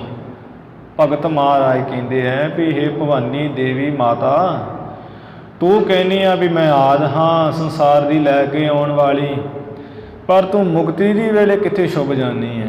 ਮੁਕਤੀ ਵੇਲੇ ਕਿਉਂ ਤੂੰ ਲੁਕ ਜਾਂਦੀ ਆ ਵੀ ਮੈਂ ਮੁਕਤੀ ਨਹੀਂ ਦੇ ਸਕਦੀ, ਹੋਰ ਸਾਰੇ ਪਦਾਰਥ ਦੇ ਸਕਦੀ ਹਾਂ? ਇਹ ਭਗਤ ਜੀ ਨੇ ਗੁਰਬਾਣੀ ਦੇ ਰਾਹੀਂ ਬਚਨ ਕਹੇ ਹੈ, ਗੁਰੂ ਗ੍ਰੰਥ ਸਾਹਿਬ ਜੀ ਵਿੱਚ ਇਹ ਬਚਨ ਆਉਂਦੇ ਹੈ। ਤੇ ਇੱਥੇ ਉਹ ਗੱਲ ਵੀ ਸਿੱਧ ਹੋ ਰਹੀ ਆ, ਉਹ ਦੇਵੀ ਨੇ ਆਪ ਕਿਹਾ ਹੈ ਭਾਈ ਭਗੀਰਥ ਜੀ ਨੂੰ। ਤੇ ਅੱਜ ਜਿਹੜੇ ਲੋਕ ਗੁਰੂ ਮਹਾਰਾਜ ਦੇ ਚਰਨਾਂ ਨੂੰ ਛੱਡ ਕੇ ਤੇ ਆਪਣੀ ਮਰਜ਼ੀ ਨਾਲ ਜਗਰਾਤੇ ਆਦਿਕ ਕਰਦੇ ਹਨ, ਉਹਨਾਂ ਨੂੰ ਇਹ ਸਮਝ ਜਾਣਾ ਚਾਹੀਦਾ ਸੁਣ ਸੁਣਾ ਕੇ ਪਰ ਕੋਈ ਸੁਣੇ ਤੇ ਸਮਝੇ। ਲੋਕ ਨਾ ਸੁਣਦੇ ਆ, ਨਾ ਧਿਆਨ ਹੀ ਦਿੰਦੇ ਆ। ਇਹ ਜਿਹੜੀ ਮਾਤਾ ਹੈ ਜਾਂ ਕੋਈ ਪੈਗੰਬਰ ਔਲੀ ਹੈ, ਸਾਧ ਸੰਗਤ ਜੀ, ਇਹ ਤੇ ਘਰ ਵਿੱਚ ਪਦਾਰਥ ਸਾਰੇ ਦੇ ਦੇਣਗੇ। ਚੰਗਾ ਖਾਣ ਪੀਣ, ਹੰਡਾਉਣ, ਕੋਠੀਆਂ ਕਾਰਾਂ ਤੇ ਸਮੇਂ ਨਾਲ ਮਿਲ ਜਾਣਗੀਆਂ। ਜਿੱਦਣ ਪੂਜਾ ਛੱਡ ਦਿੱਤੀ ਉਸੇ ਤਰ੍ਹਾਂ ਮਿੱਟੀ 'ਚ ਮਿਲ ਜਾਣਗੀਆਂ। ਪਰ ਗੁਰੂ ਨਾਨਕ ਦੇਵ ਮਹਾਰਾਜ ਦੇ ਚਰਨਾਂ ਵਿੱਚ ਜੋ ਦੇ ਦਿੱਤਾ ਲਿਆ ਨਹੀਂ ਜਾਂਦਾ ਹੈ। ਤੇ ਅੰਤ ਵੇਲੇ ਇੱਕ ਗੁਰੂ ਹੀ ਹੈ ਜਿਹੜੇ ਸਾਡੀ ਬਾਂਹ ਫੜ ਕੇ ਤੇ ਸਾਨੂੰ ਮੁਕਤ ਕਰ ਸਕਦੇ ਹੈ, ਕਿਉਂਕਿ ਗੁਰੂ ਨਾਮ ਹੀ ਵੱਡੇ ਦਾ ਹੈ। ਸਤਿਗੁਰੂ ਪਰਮੇਸ਼ਰ ਦਾ ਨਾਮ ਹੈ ਤੇ ਜਿਹੜੇ ਪਰਮੇਸ਼ਰ ਹੈ ਉਹਦੇ ਵੀ ਹੱਥ ਵਿੱਚ ਹੀ ਮੁਕਤੀ ਹੈ। ਤੇ ਇਹ ਦੇਵੀ ਨੇ ਆਪ ਕਿਹਾ ਹੈ ਵੀ ਭਗੀਰਥ ਜੀ, ਜਿੰਨਾ ਸਮਾਂ ਹੋ ਗਿਆ ਮੇਰੀ ਸੇਵਾ ਚਲੋ ਜਿਹੜੀ ਹੋ ਗਈ। ਜੇ ਤੁਸੀਂ ਹੁਣ ਗਿਆਨ ਤੇ ਮੁਕਤੀ ਚਾਹੁੰਦੇ ਹੋ, ਸੁਲਤਾਨਪੁਰ ਨਗਰ ਦੇ ਵਿੱਚ ਦੁਕਾਨ ਕਰ ਰਹੇ ਹਨ। ਗੁਰੂ ਨਾਨਕ ਦੇਵ ਜੀ ਨਾਮ ਹੈ ਉਹਨਾਂ ਦਾ। ਪਰਮੇਸ਼ਰ ਨੇ ਉਹ ਰੂਪ ਧਾਰਨ ਕੀਤਾ। ਤੂੰ ਉੱਥੇ ਚਲਿਆ ਜਾ, ਜਿੰਨਾ ਚਿਰ ਤੇਰੀ ਉਮਰ ਹੈ ਉੱਥੇ ਜਾ ਕੇ ਸੇਵਾ ਕਰ। ਧਰ ਸ਼ਰਧਾ ਦਰਸ਼ਹ ਦੁਖ ਦਾਹੁ। ਬੜੀ ਤਗੜੀ ਸ਼ਰਧਾ ਨੂੰ ਧਾਰ ਕੇ ਉਹਨਾਂ ਦਾ ਦਰਸ਼ਨ ਕਰ, ਤੇਰੇ ਸਾਰੇ ਦੁੱਖ ਉਹ ਸਾੜ ਦੇਣਗੇ, ਦਗਦ ਕਰ ਦੇਣਗੇ। ਜਗ ਜੀਵਨ ਕੋ ਲੇਵਹੁ ਲਾਹੁ। ਇਹ ਭਗੀਰਥ ਮੇਰੇ ਸੇਵਕ, ਜਿਹੜਾ ਜਗਤ ਵਿੱਚ ਜੀਵਨ ਦਾ ਲਾਹਾ ਨਾ ਉਹ ਤੂੰ ਲੈ ਲਾ। ਪ੍ਰਾਣੀ ਆਇਆ ਲਾਹਾ ਲੈਣ। ਹੇ ਪ੍ਰਾਣੀ, ਜਿਹੜਾ ਤੂੰ ਜੀਵਨ ਦਾ ਲਾਹਾ ਉਹ ਲੈ ਲੈ। ਸੇਵਕ ਮੇਰੇ ਭਗੀਰਥ ਨੂੰ ਸਫਲ ਕਰ ਲੈ ਜੀਵਨ ਨੂੰ। ਇਤੇ ਮਾਤਰ ਮਹਿ ਖੁੱਲੇ ਬਿਲੋਚਨ। ਇੰਨੇ ਸਮੇਂ ਵਿੱਚ ਹੀ, ਇੰਨੇ ਮਾਤਰ ਹੀ ਇੱਧਰ ਭਗੀਰਥ ਜੀ ਦੇ ਜਿਹੜੇ ਨੇਤਰ ਹੈ ਉਹ ਖੁੱਲੇ ਹਨ। ਲੱਖ ਸੁਪਨੇ ਕੋ ਕਰ ਬਹੁ ਸੋਚਨਾ। ਸੁਪਨੇ ਨੂੰ ਜਾਣ ਕਰਕੇ ਵੀ ਮੈਨੂੰ ਸੁਪਨਾ ਇੱਕ ਐਸਾ ਆਇਆ ਹੈ, ਬੜੀਆਂ ਸੋਚਾਂ ਵਿਚਾਰਾ ਕਰਨ ਲੱਗਾ। ਮੰਦਰ ਵਿੱਚ ਬੈਠਾ ਹੀ ਰਾਤ। ਭੋਰ ਹੋਤ ਲੋ ਡੇਢ ਬੈਰਾਗਾ। ਸਵੇਰ ਹੋਣ ਤੱਕ ਤੇ ਭਾਈ ਭਗੀਰਥ ਜੀ ਦੇ ਹਿਰਦੇ ਵਿੱਚ ਤੇ ਪੱਕਾ ਹੀ ਵਿਰਾਗ ਹੋ ਗਿਆ। ਦੁਨੀਆ ਵੱਲੋਂ ਤੇ ਮੋਹ ਪ੍ਰੇਮ ਹੀ ਟੁੱਟ ਗਿਆ ਇਹਦਾ। ਭਇਓ ਹਿਰਦੈ ਨਿਜ ਕੁਟੰਬ ਤਿਆਗਾ। ਤੇ ਹਿਰਦੇ ਵਿੱਚ ਐਸਾ ਵਿਰਾਗ ਹੋਇਆ ਪੱਕਾ ਕਿ ਜਿਹੜਾ ਪਰਿਵਾਰ ਦਾ ਮੋਹ ਇਹਨੇ ਸਾਰਾ ਹੀ ਛੱਡ ਦਿੱਤਾ ਹੈ। ਗ੍ਰਾਮ ਚੌਧਰਤਾ ਆਦ ਵਿਭੂਤੀ। ਆ ਪਿੰਡ ਦਾ ਇਹ ਚੌਧਰੀ ਵੀ ਸੀ, ਮਲਸੀਹਾਂ ਨਗਰ ਦਾ ਪਿੰਡ ਦੀ ਚੌਧਰਤਾ। ਇਹ ਤੋਂ ਆਦਿਕ ਜਿਹੜੀ ਵਿਭੂਤੀ ਹੈ, ਹਾਥੀ ਘੋੜੇ ਰਥ, ਐਵੇਂ ਚੰਗੀ ਜਿਹੜੀ ਦੀ ਐਸ ਵਰਜ ਧਨ ਮਾਇਆ ਸੀ ਉਹ ਸਾਰੀ ਹੀ। ਤਜ ਗਮਨਿਓ ਅਤਸ਼ੈ ਮਤ ਪੂਤੀ। ਜੋ ਭਾਈ ਭਗੀਰਥ ਬੜੀ ਪਵਿੱਤਰ ਬੁੱਧੀ ਵਾਲਾ ਹੈ, ਉਹ ਆਪਣੀ ਸਾਰੀ ਐਸ ਵਰਜ ਘਰ ਦੇ ਸੁੱਖ ਆਰਾਮ ਨੂੰ ਛੱਡ ਕੇ ਸੁਲਤਾਨਪੁਰ ਨੂੰ ਚੱਲ ਪਿਆ। ਰੋਕ ਰਹੇ ਨਰ ਰੁਕਤ ਨਾ ਕੈਸੇ। ਜਿਹੜੇ ਪਿੰਡ ਦੇ ਲੋਕ ਉਹ ਚੌਧਰੀਆ ਰੁਕ ਜਾ, ਕੋਈ ਸੁਣ, ਤੈਨੂੰ ਹੋਇਆ ਕੀ, ਕੋਈ ਗੱਲ ਤੇ ਦੱਸ। ਉਹ ਰੋਕ ਰਹੇ ਐ, ਇਹ ਕਿਸੇ ਤਰ੍ਹਾਂ ਵੀ ਰੁਕ ਨਹੀਂ ਰਿਹਾ। ਪ੍ਰੇਮ ਪ੍ਰਵਾਹੈ ਬਹਿਓ ਹੜ ਜਾਸੇ। ਪ੍ਰੇਮ ਦਾ ਪ੍ਰਵਾਹ ਤੇ ਐਸਾ ਵਹਿ ਰਿਹਾ ਜਿਸ ਤਰ੍ਹਾਂ ਹੜ ਬਹਿੰਦਾ, ਕੋਈ ਰੋਕ ਨਹੀਂ ਸਕਦਾ। ਭਗੀਰਥ ਨੂੰ ਕੋਈ ਰੋਕ ਹੀ ਨਹੀਂ ਰਿਹਾ। ਆਵਾਪੁਰ ਸੁਲਤਾਨ ਹੈ ਪੂਰਨ। ਬੜੀ ਛੇਤੀ ਚੱਲਦਾ ਮਲਸੀਹਾਂ ਪਿੰਡ ਤੋਂ ਸੁਲਤਾਨਪੁਰ ਜਿਹੜਾ ਨਗਰ ਹੈ ਇੱਥੇ ਆ ਗਿਆ।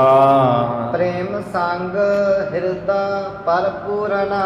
ਜਿਹਦਾ ਭਾਈ ਭਗੀਰਥ ਦਾ ਜਿਹੜਾ ਹਿਰਦਾ ਪ੍ਰੇਮ ਦੇ ਨਾਲ ਤੇ ਭਰੀਪੂਰਨ ਹੈ, ਐ ਪ੍ਰੇਮ ਭਰਿਆ ਪਿਆ ਹਿਰਦੇ ਵਿੱਚ। ਜਹ ਆਪਨ ਪਰ ਜਾਚਕ ਪੀਰਾ। ਜਿੱਥੇ ਹੱਡ ਦੇ ਵਿੱਚ ਆ ਬਹੁਤ ਮੰਗਤਿਆਂ ਦੀ ਭੀੜ ਲੱਗੀ ਹੋਈ ਹੈ। ਦਰਸ਼ਨ ਹਿਤ ਹੈ ਹੋਤ ਅਤੀਰਾ। ਭਾਈ ਭਗੀਰਥ ਉੱਥੇ ਆ ਗਿਆ। ਅਗਲੇ ਪਾਸੇ ਮੰਗਣ ਵਾਲਿਆਂ ਦੀ ਭੀੜ ਬੜੀ ਲੱਗੀ ਹੱਟ ਵਿੱਚ। ਗੁਰੂ ਨਾਨਕ ਦੇਵ ਮਹਾਰਾਜ ਜੀ ਦੇ ਦਰਸ਼ਨਾਂ ਵਾਸਤੇ ਭਾਈ ਭਗੀਰਥ ਜਿਹੜਾ ਹੈ ਤੇ ਧੀਰਜਤਾ ਤੋਂ ਰਹਿਤ ਹੋ ਰਿਹਾ ਹੈ, ਹੌਸਲੇ ਤੋਂ ਬਿਨਾਂ ਹੋ ਰਿਹਾ ਹੈ। ਕਾਹਲਾ ਪੈ ਰਿਹਾ ਵੀ ਮੈਂ ਦਰਸ਼ਨ ਕਰ ਲਵਾਂ। ਪੱਗ ਪਰ ਰਹਿਓ ਦੰਡ ਸਮਾਨਾ। ਫਿਰ ਵਿੱਚੋਂ ਦੀ ਨਿਕਲ ਕੇ ਤੇ ਡੰਡੇ ਸਮਾਨ ਹੋ ਗਏ। ਜਿਵੇਂ ਡੰਡਾ ਸੁੱਟ ਦੀਏ ਧਰਤੀ ਤੇ ਸਿੱਧਾ ਹੀ ਪਿਆ ਰਹਿੰਦਾ ਹੈ, ਇਹ ਡੰਡੇ ਦੇ ਸਮਾਨ ਹੋ ਕੇ ਗੁਰੂ ਜੀ ਦੇ ਚਰਨਾਂ ਦੇ ਪੈਰਿਆ ਭਗੀਰਥ। ਵਿਆਕੁਲ ਭਾ ਤਨ ਸੁਧ ਬਿਸਰਾਨਾ। ਐਸਾ ਵਿਆਕਲ ਹੋ ਗਿਆ ਸਰੀਰ ਦੀ ਤੇ ਇਹਨੂੰ ਸੁੱਧ ਬੁੱਧ ਹੋਸ਼ ਹੀ ਭੁੱਲ ਗਈ ਹੈ। ਸਭ ਬਿਰਤਾਂਤ ਲਖ ਕਰ ਜਗਨਾਥਾ। ਜਗਤ ਦੇ ਨਾਥ ਮਹਾਰਾਜ ਗੁਰੂ ਨਾਨਕ ਦੇਵ ਮਹਾਰਾਜ ਸਭ ਇਹਦਾ ਵਰਤਾਂਤ ਜਾਣ ਕੇ ਵੀ ਇਹਨੂੰ ਐਵੇਂ ਦੇਵੀ ਕਾਲੀ ਨੇ ਘੱਲਿਆ ਸੁਪਨੇ ਰਾਹੀਂ ਦਰਸ਼ਨ ਦੇ ਕੇ। ਹਾਥ ਸੁਹਾਇਓ ਮਤ ਹਸਾਥਾ। ਗੁਰੂ ਜੀ ਨੇ ਆਪਣਾ ਇਹ ਪੈਰੀ ਚਰਨੀ ਪਿਆ ਹੋਇਆ ਹੈ ਤੇ ਮਹਾਰਾਜ ਜੀ ਨੇ ਜਿਹੜਾ ਆਪਣਾ ਹੱਥ ਹੈ ਨਾ ਪਵਿੱਤਰ, ਇਹਦੇ ਮੱਥੇ ਨੂੰ ਛੁਹਾਇਆ ਹੈ, ਭਾਵੇਂ ਦੇ ਸੀਸ ਤੇ ਹੱਥ ਫੇਰਿਆ ਗੁਰੂ ਜੀ ਨੇ। ਪੂਜਾ ਪਕਰ ਕਾ ਬਹਲ ਬਿਠਾਇਓ। ਸਾਰੇ ਜਿਹੜੇ ਉਹ ਮੰਗਣ ਆਏ ਸੀ ਹੱਟ ਵਿੱਚ ਉਹ ਵੇਖ ਰਹੇ ਐ। ਗੁਰੂ ਜੀ ਨੇ ਇਹਨੂੰ ਬਾਹਾਂ ਤੋਂ ਫੜ ਕੇ ਮੁੜ ਤਾਂ ਨੂੰ ਉਠਾਇਆ ਵੀ ਪੁਰਖਾ ਉੱਠ।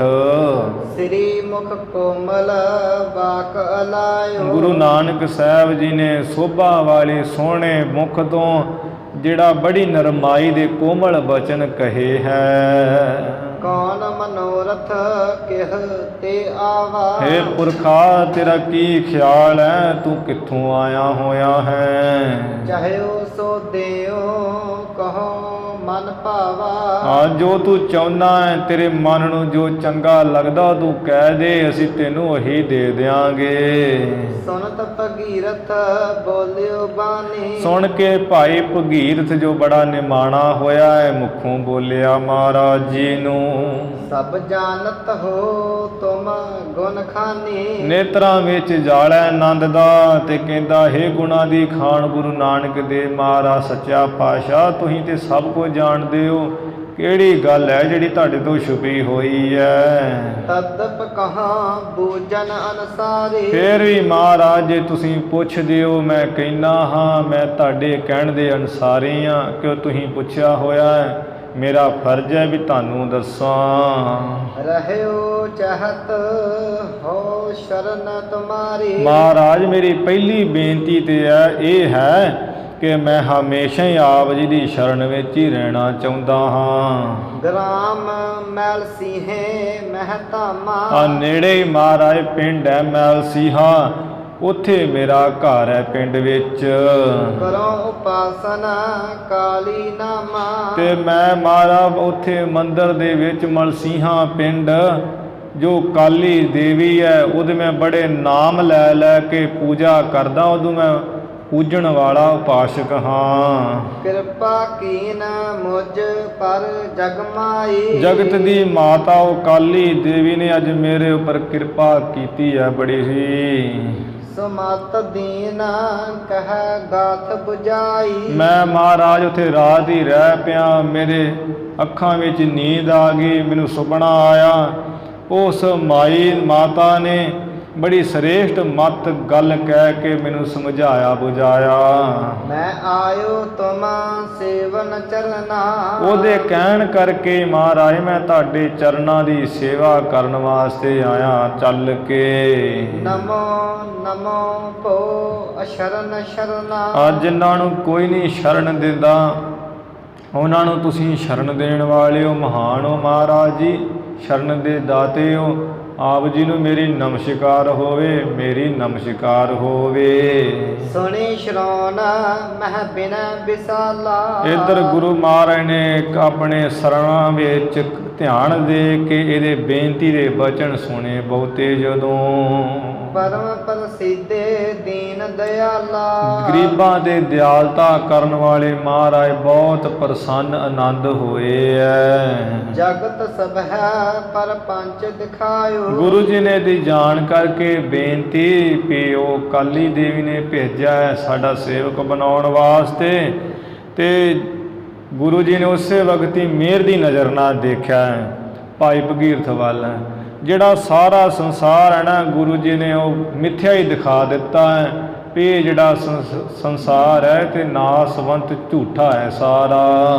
ਬਹਰੋ ਆਪਣੀ ਸੇਵ ਲਗਾਇਓ, ਮੁੜ ਮਿਹਰ ਕਰਕੇ ਆਪਣੀ ਸੇਵਾ ਵਿੱਚ ਲਗਾ ਲਿਆ ਸੁਲਤਾਨਪੁਰ ਹੀ। ਰਹਤ ਪਇਓ ਦਰਸ਼ਨ ਨਿਤ ਕਰਹੀ, ਐਵੇਂ ਰਹਿ ਪਿਆ ਹੈ ਗੁਰੂ ਮਹਾਰਾਜ ਦੇ ਚਰਨਾਂ ਵਿੱਚ ਤੇ ਹਮੇਸ਼ਾ ਹੀ ਨਿੱਤ ਹੀ ਦਰਸ਼ਨ ਕਰਦਾ ਗੁਰੂ ਜੀ ਦੇ ਖੁੱਲੇ ਡੁੱਲੇ। ਚਰਨ ਪਖਾਰ ਹਰਖ ਉਰ ਧਰਹੀ, ਗੁਰੂ ਜੀ ਦੇ ਚਰਨਾਂ ਨੂੰ ਪਖਾਰਦਾ ਧੋਂਦਾ ਸੋਹਣੇ ਜਲ ਨਾਲ, ਫਿਰ ਪੂੰਝਦਾ ਸੋਹਣੇ ਵਸਤਰ ਨਾਲ, ਬੜੀ ਖੁਸ਼ੀ ਹਿਰਦੇ 'ਚ ਧਾਰਦਾ ਹੈ। ਜਿਉ ਕਰੁਣਾ ਨਿਧ ਦੇਹ ਰਜਾਈ, ਜਿਵੇਂ ਵੀ ਆ ਕਿਰਪਾ ਦੇ ਖਜ਼ਾਨੇ ਗੁਰੂ ਨਾਨਕ ਸਾਹਿਬ ਜੀ ਹੁਕਮ ਕਰਦੇ ਐ, ਆਗਿਆ ਦਿੰਦੇ ਹਨ। ਦਾਸੇ ਕਰਹਿ ਸਦਾ ਮਨ ਭਾਈ, ਉਸੇ ਤਰ੍ਹਾਂ ਭਾਈ ਭਗੀਰਥ ਕਰਦਾ ਜਿਵੇਂ ਮਹਾਰਾਜ ਬਚਨ ਕਹਿੰਦੇ, ਜੋ ਗੁਰ ਕਹੈ ਸੋਈ ਭਲ ਮਨ ਹੈ। ਜੋ ਗੁਰੂ ਜੀ ਕਹਿੰਦੇ ਉਹਨੂੰ ਭਲਾ ਹੀ ਮੰਨਦਾ ਹੈ, ਆਗਿਆ ਵਿੱਚ ਰਹਿੰਦਾ, ਇਹਦੇ ਮਨ ਨੂੰ ਬੜੀ ਗੱਲ ਚੰਗੀ ਲੱਗਦੀ ਗੁਰੂ ਜੀ ਦੀ ਕੀਤੀ ਹੋਈ। ਬੀਤਿਓ ਆਸ ਪ੍ਰਕਾਰ ਕਛ ਕਾਲਾ, ਇਸ ਤਰ੍ਹਾਂ ਸੇਵਾ ਕਰਦਿਆਂ ਨੂੰ ਕੁਝ ਕੁ ਸਮਾਂ ਬੀਤ ਗਿਆ, ਲੰਘ ਗਿਆ। ਸ਼ਰਧਾ ਤਾਰ ਹਿਰਦਾ ਵਿਸਾਲਾ, ਹਿਰਦੇ ਵਿੱਚ ਦੇ ਬਹੁਤ ਹੀ ਸ਼ਰਧਾ ਹੀ ਤਕੜੀ ਧਾਰ ਰਿਹਾ ਮਹਾਰਾਜ ਜੀ ਦੇ ਪਰਥਾਏ। ਗਮਨਿਓ ਨਿਜ ਪੁਰ ਤੇ ਮਰਦਾਨਾ, ਇੱਧਰ ਭਾਈ ਮਰਦਾਨਾ ਜੀ ਸੁਲਤਾਨ ਜਿਹੜਾ ਰਾਏ ਭੋਜ ਦੀ ਤਲਵੰਡੀ ਨਗਰੀ ਆਪਣੀ, ਉਧਰੋਂ ਸੁਲਤਾਨਪੁਰ ਨੂੰ ਚੱਲਿਆ ਹੈ। ਆਇਓ ਗੁਰ ਟਿਗਪੁਰ ਸੁਲਤਾਨਾ, ਸੁਲਤਾਨਪੁਰ ਸ਼ਹਿਰ ਦੇ ਵਿੱਚ ਗੁਰੂ ਜੀ ਦੇ ਕੋਲ ਹੱਟ ਵਿੱਚ ਚੱਲਦਾ ਚਲਾਉਂਦਾ ਆ ਗਿਆ। ਵੰਦਨ ਕਰ ਉਚਰਿਓ ਕਲਿਆਣਾ, ਗੁਰੂ ਜੀ ਨੂੰ ਮੱਥਾ ਟੇਕਿਆ ਤੇ ਕਲਿਆਣ ਉਚਰੀ ਹੈ, ਕਿਉਂਕਿ ਜਿਹੜੇ ਮਰਦਾਨੇ ਹੁੰਦੇ ਡੂਮ ਇਹ ਬਥੇਰਾ ਕੁਝ ਕਹਿੰਦੇ ਹੁੰਦੇ ਆ ਵੀ ਜੀ ਤੁਹਾਡੀ ਸੁਖ ਕਲਿਆਣ ਹੋਵੇ, ਤੁਸੀਂ ਸੁਖੀ ਵਸੋ, ਚੜ੍ਹਦੀ ਕਲਾ ਕਰੇ ਪਰਮੇਸ਼ਰ। ਐਵੇਂ ਕਲਿਆਣ ਉਚਰੀ ਹੈ, ਮੱਥਾ ਵੀ ਟੇਕਿਆ ਹੈ। ਵੈਸ ਗਇਓ ਪੁਨ ਭਾਗ ਮਹਾਨਾ, ਵੱਡਿਆਂ ਭਾਗਾਂ ਵਾਲਾ ਭਾਈ ਮਰਦਾਨਾ ਗੁਰੂ ਜੀ ਦੀ ਕਲਿਆਣ ਉਚਾਰ ਕੇ ਤੇ ਬੈਠ ਗਿਆ ਕੋਲ ਹੀ। ਤਲਵੰਡੀ ਕੇ ਕੁਸ਼ਲ ਸੰਦੇਸ਼ੇ, ਤਲਵੰਡੀ ਨਗਰ ਦੇ ਜਿਹੜੇ ਸੁਖ ਸਾਂਦ ਦੇ ਸੁਨੇਹੇ ਹਨ। ਦੇਤ ਪਇਓ ਬੂਝੇ ਗੁਰ ਜਾਸੇ, ਜਿਸ ਤਰ੍ਹਾਂ ਗੁਰੂ ਜੀ ਪੁੱਛਦੇ ਉਸੇ ਤਰ੍ਹਾਂ ਹੀ ਦਿੰਦਾ ਪਿਆ ਹੈ ਭਾਈ ਮਰਦਾਨਾ ਜੀ। ਗੁਰੂ ਜੀ ਕਹਿੰਦੇ ਆ ਵੀ ਮਾਤਾ ਪਿਤਾ ਜੀ ਠੀਕ ਹੈ, ਰਾਏ ਬਲਾਦ ਜੀ ਠੀਕ ਹੈ, ਗੋਪਾਲ ਪਾਂਦੇ ਦੀ ਸੁਣਾਓ, ਹਰਦਿਆਲ ਜੀ ਦੀ ਸੁਣਾਓ, ਹਰਦਾਸ ਬੈਦ ਦੀ ਸੁਣਾਓ, ਕੁਤਬਦੀਨ ਮੁੱਲਾ ਜੀ ਦੀ ਸੁਣਾਓ। ਇਵੇਂ ਇਤਿਆਦਿਕ ਗੁਰੂ ਜੀ ਨੇ ਨਗਰ ਵਾਲਿਆਂ ਦਾ ਪੁੱਛਣਾ ਕੀਤਾ ਹੈ। ਇਹ ਉਸੇ ਤਰ੍ਹਾਂ ਭਾਈ ਮਰਦਾਨਾ ਜੀ ਨੇ ਦੱਸਿਆ ਵੀ ਮਹਾਰਾਜ ਸਭ ਕੁਝ ਠੀਕ ਠਾਕ ਸੁਖ ਸਾਂਦ ਹੈ ਤਲਵੰਡੀ ਨਗਰ। ਆਪਨ ਪ੍ਰਯੋਜਨ ਬਾਹਰ ਸੁਨਾਇਓ, ਮੁੜ ਜਿਹੜਾ ਆਪਣੇ ਆਉਣ ਦਾ ਪ੍ਰਯੋਜਨ ਮਤਲਬ ਸੀ ਉਹ ਸੁਣਾਇਆ ਮਹਾਰਾਜ ਜੀ ਨੂੰ। ਜਾ ਕੇ ਹਿਤ ਚੱਲ ਕਰ ਪੁਰ ਆਇਓ, ਜਿਸ ਪ੍ਰਯੋਜਨ ਮਤਲਬ ਦੇ ਵਾਸਤੇ ਇਹ ਚੱਲ ਕਰਕੇ ਸੁਲਤਾਨਪੁਰ ਆਇਆ ਸੀ ਭਾਈ ਮਰਦਾਨਾ। ਸੁਨ ਜਜਮਾਨ ਬਚਨ ਤੁਮ ਭਾਖਾ, ਕਹਿਣ ਲੱਗਾ ਮਹਾਰਾਜ ਜਮਾਨ ਗੁਰੂ ਨਾਨਕ ਸਾਹਿਬ ਜੀ ਸੁਣੋ ਮੇਰਾ ਬਚਨ। ਤੁਸਾਂ ਨੇ ਮੈਨੂੰ ਇੱਕ ਦਿਨ ਬਚਨ ਕਿਹਾ ਸੀ ਜਦੋਂ ਤੁਹਾਡੀ ਸ਼ਾਦੀ ਹੋਈ ਸੀ, ਮੈਂ ਸੁਲਤਾਨਪੁਰ ਆਇਆ ਹੋਇਆ ਸਾਂ ਕਿ ਤੁਸਾਂ ਨੇ ਕਿਹਾ ਸੀਗੇ ਭਾਈ ਮਰਦਾਨਾ ਜੀ ਆ ਹੋਰਨਾਂ ਲੋਕਾਂ ਕੋ ਹੱਥ ਖੋਲ੍ਹ ਕੇ ਨਹੀਂ ਮੰਗਣਾ ਹੈ। ਜਦੋਂ ਕਿਸੇ ਚੀਜ਼ ਦੀ ਜ਼ਰੂਰਤ ਹੋਵੇ ਘਰ ਵਿੱਚ ਤੇ ਜਿਹੜੇ ਸਾਡੇ ਬੇਦੀ ਵੰਸ਼ ਦੇ ਇਹਨਾਂ ਪਾਸੋਂ ਕੋਈ ਜਿਹੜੀ ਚੀਜ਼ ਲੈ ਕੇ ਗੁਜ਼ਾਰਾ ਕਰਨਾ ਹੈ। ਕੋਈ ਹੋਰ ਵੱਡੀ ਚੀਜ਼ ਦੀ ਜ਼ਰੂਰਤ ਹੋਵੇ ਸਾਡੇ ਪਾਸੋਂ ਮੰਗ ਲੈਣਾ, ਹੋਰ ਕਿਸੇ ਪਾਸੇ ਹੱਥ ਨਹੀਂ ਟੱਡਣਾ ਹੈ। ਇਹ ਮਹਾਰਾਜ ਤੁਸਾਂ ਨੇ ਮੈਨੂੰ ਬਚਨ ਕਿਹਾ ਸੀ ਇੱਥੇ ਸੁਲਤਾਨਪੁਰ ਵਿੱਚ ਹੀ। ਤਜਹੁ ਅਪਰ ਜਾਚਨ ਅਬਲਾਖਾ, ਕਿ ਵੀ ਮਰਦਾਨਾ ਜੀ ਜੇ ਤੁਸੀਂ ਸਾਡੀ ਆ ਬੇਦੀ ਵੰਸ਼ ਦੇ ਡੂਮ ਹੋ, ਇਸ ਕਰਕੇ ਜਿਹੜਾ ਹੋਰ ਨਾ ਪਾਸੋਂ ਕੋਈ ਮੰਗਣਾ ਦੀ ਇੱਛਾ ਉਹ ਤੁਸੀਂ ਛੱਡ ਦਿਓ, ਨਹੀਂ ਕਰਨੀ। ਜਾਂ ਤੇ ਮੰਗੋ ਮੈਂ ਨਹ ਕੋ, ਇਸ ਵਾਸਤੇ ਮਹਾਰਾਜ ਮੈਂ ਕਿਸੇ ਪਾਸੋਂ ਵੀ ਅੱਜ ਤੱਕ ਨਹੀਂ ਕੁਝ ਮੰਗਿਆ। ਤੁਮਰੋ ਬਚਨ ਚਿਤਾਰਤ ਸੋ, ਤੁਹਾਡਾ ਕੀਤਾ ਹੋਇਆ ਸੁਲਤਾਨਪੁਰ ਵਿੱਚ ਬਚਨ ਉਹੀ ਮਹਾਰਾਜ ਮੈਂ ਯਾਦ ਕਰਦਾ ਹਾਂ, ਉਹੀ ਚੇਤੇ ਰੱਖਿਆ ਹੈ। ਔਰ ਚਲਤ ਨੇਕੀ ਗੁਜਰ ਗੁਜਰਾਨਾ। ਬਾਕੀ ਜਿਹੜਾ ਘਰ ਦਾ ਗੁਜ਼ਾਰਾ ਹੈ ਉਹ ਚੰਗਾ ਹੀ ਮਹਾਰਾਜ, ਤੁਹਾਡੇ ਪਰਿਵਾਰ ਦੇ ਵੇਦੀ ਬੰਸ ਦੀ ਵਜ੍ਹਾ ਨਾਲ ਸੋਹਣਾ ਹੀ ਚੰਗਾ ਹੀ ਚੱਲ ਰਿਹਾ ਗੁਜ਼ਾਰਾ।